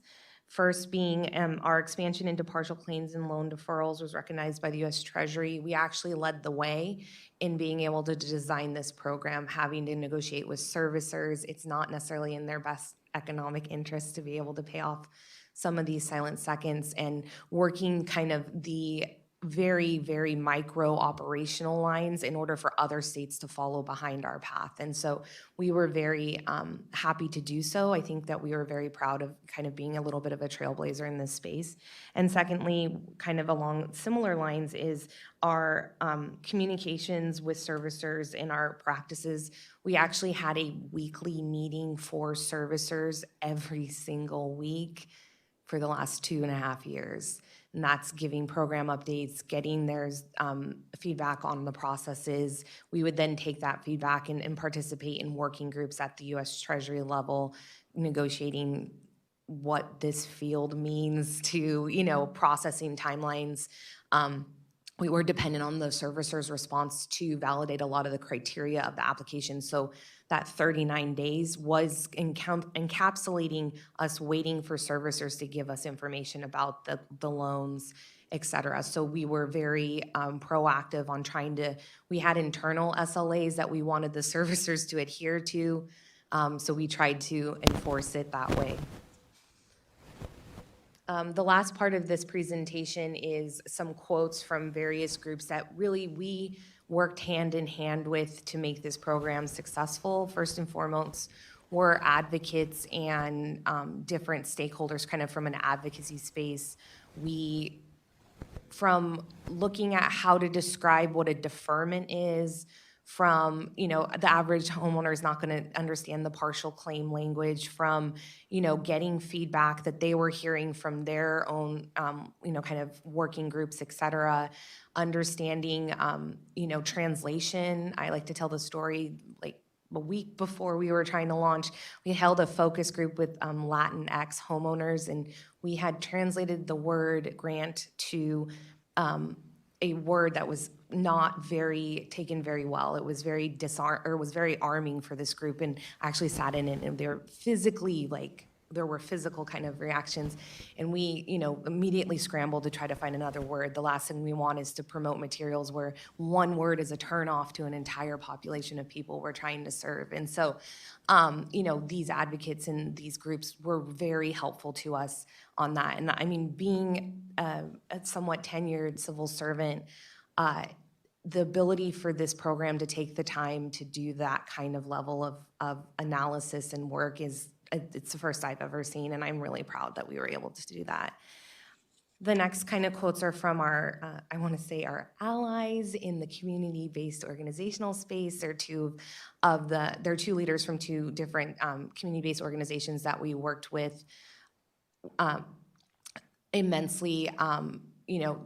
Breaking into certain communities sometimes does take finding that trusted resource there.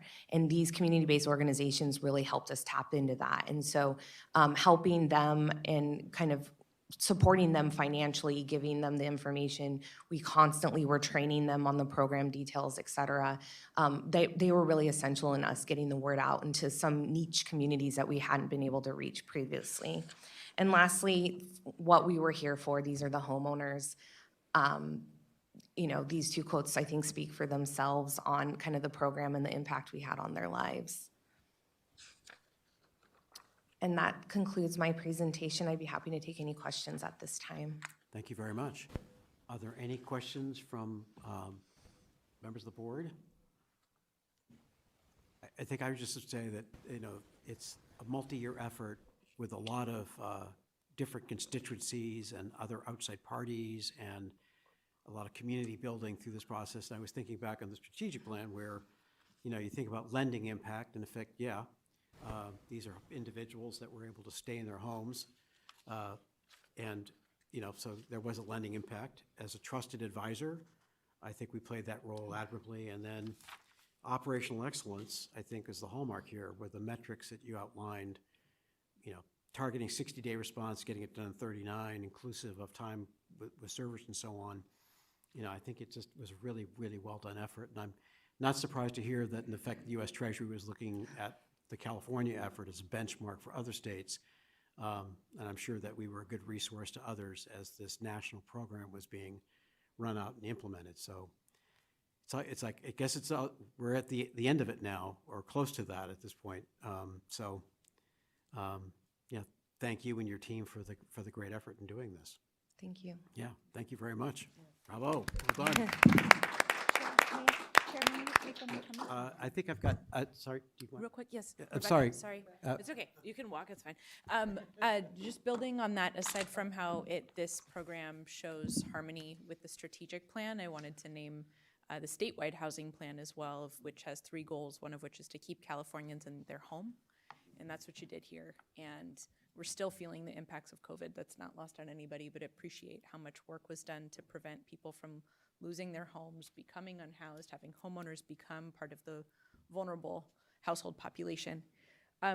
One follow-up, and I'm happy to do this offline, but I would like to reflect on how this plan could connect to the master plan for aging, and thinking about if you collected any data on head of household age, disability status, because that coalition of other state partners are very interested on, just as Director Prince mentioned, how we're keeping seniors housed as well. I'm not sure. I can definitely connect with you. Yeah, my support system over there is telling me we may not have California data, but we may have stats through the U.S. Treasury, and we'll definitely try to pull those and share them. Thanks. Okay. Thank you so much. Thank you. Agenda item 13 is a legislative update, and Maggie Tabar, welcome. I think this may be the first session Yes. you presented, so Correct. welcome to the Correct. CalHFA board. Great, thank We don't you. bite. And I'm looking forward to hearing your summary, as it's been an active year with the Assembly and Senate. So, Correct. Great. Hello, I'm Meji Tabar. I'm the new Director of Legislation at CalHFA. If you haven't met me yet, it's nice to meet everyone. I'm excited to be in front of you for my first legislative update in this role. Just as a reminder, my role at CalHFA is really to monitor and advise on relevant legislative, political, and policy matters. So my presentation today is really just a mid-session legislative update. So not going into any opinions or positions on bills, really just trying to get a sense of where we're at in the schedule, upcoming deadlines, and what to expect moving forward. And of course, happy to answer any questions at the end. So real quick, understanding we have limited time and there's a lot going on in the legislature, want to provide a quick overview of the state budget process and what is proposed in the next year. So here's the timeline of this year's state budget process. Actions by the governor are in yellow, actions by the legislature are in blue, and the final 3-way budget that we're still waiting on is green, which we are expecting to come out in late June, specifically June 27th. So there should be more updates coming soon. Next slide, please. The biggest takeaways from the proposed January budget that feels quite a bit ago, but just wanted to remind us kind of where we started at the beginning of the year. There were significant reductions in funding for housing production, but really important, no direct impacts to CalHFA programs. There were no restoration of the state tax credits. A number of HCD programs were heavily impacted, as well as the Homelessness Housing and Services Program, HAP, which again, no direct impact to CalHFA programs, but thinking about the larger housing spectrum, there were some pretty large cuts. Moving forward, last week, actually, the legislature passed their budget bill, Assembly Bill 107 by Assemblymember Gabriel. It also had some cuts to state housing programs. But again, the biggest takeaways here is a restoration of $500 million in state tax credits. A number of state housing programs like REAP and multifamily housing program through HCD were restored, as well as some homelessness dollars.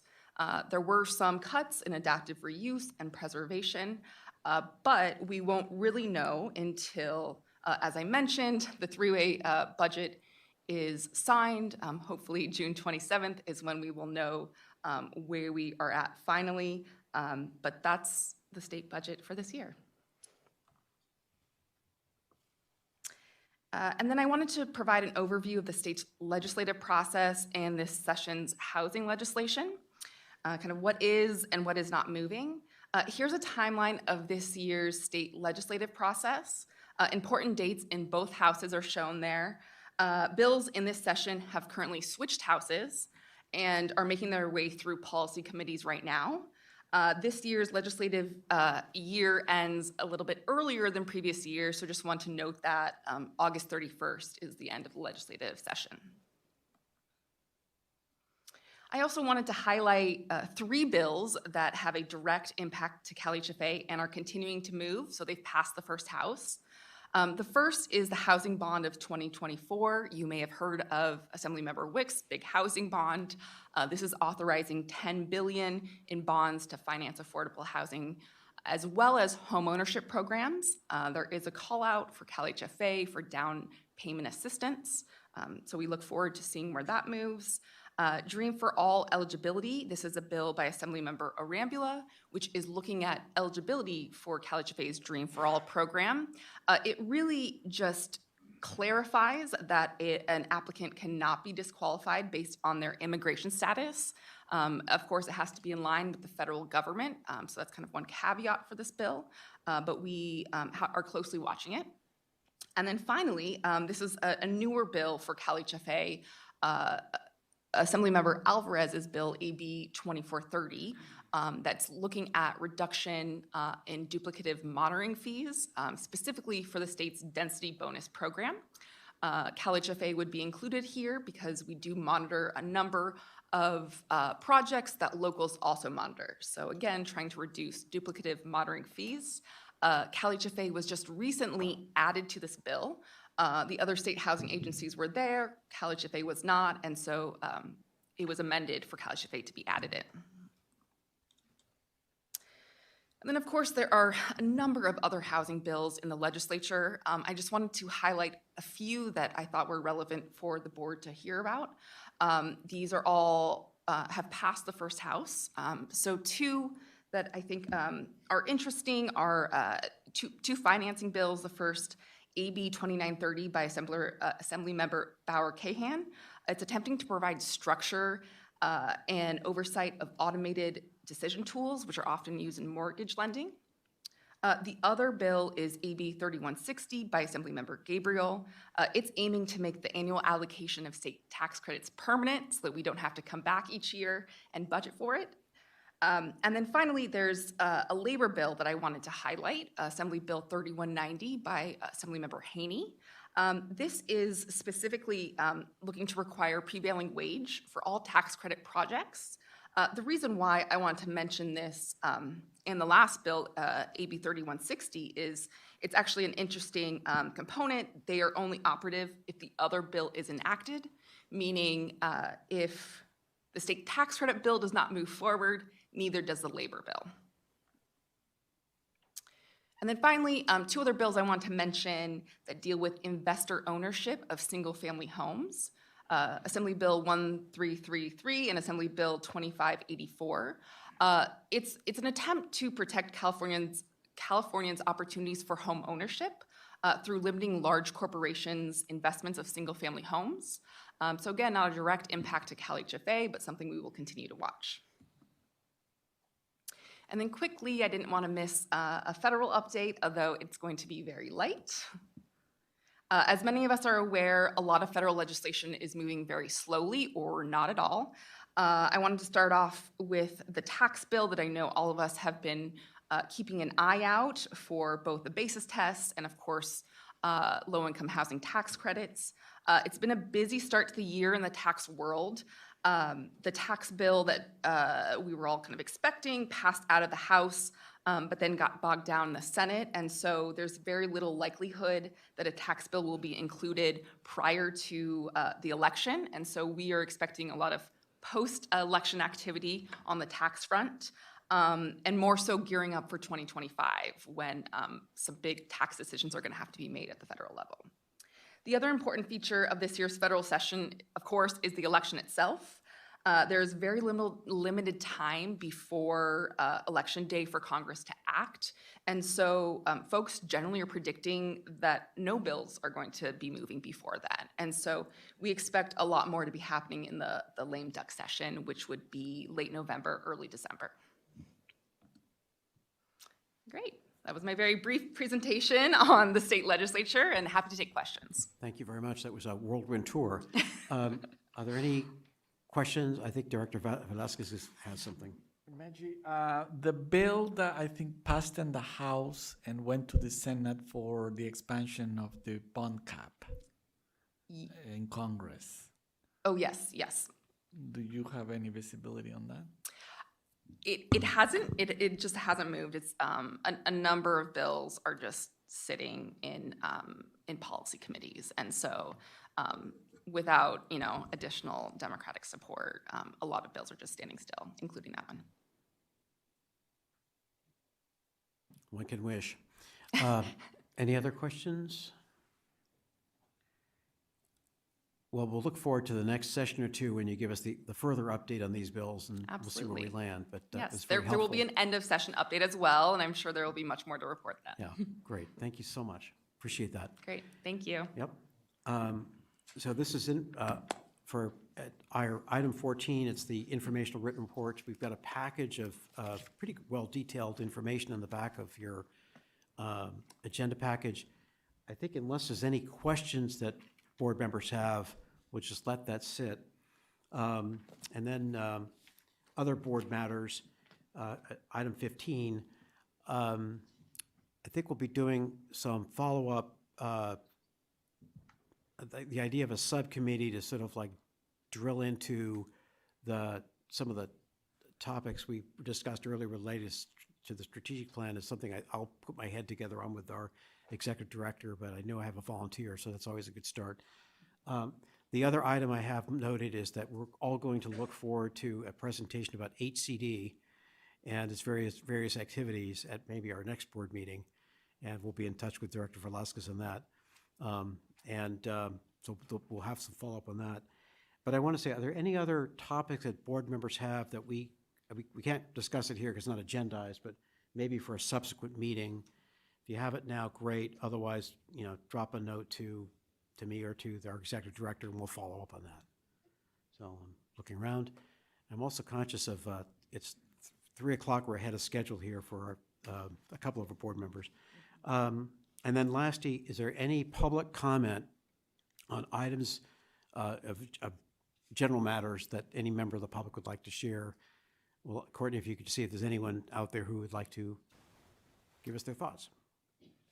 If any members of the public would like to make a comment, please raise your hand or come forward. I'm seeing none. Thank you very much. Well, with that, I think the target was being done at 4. We're actually on time and under budget. Not bad. So meeting's adjourned. Thank you all very much.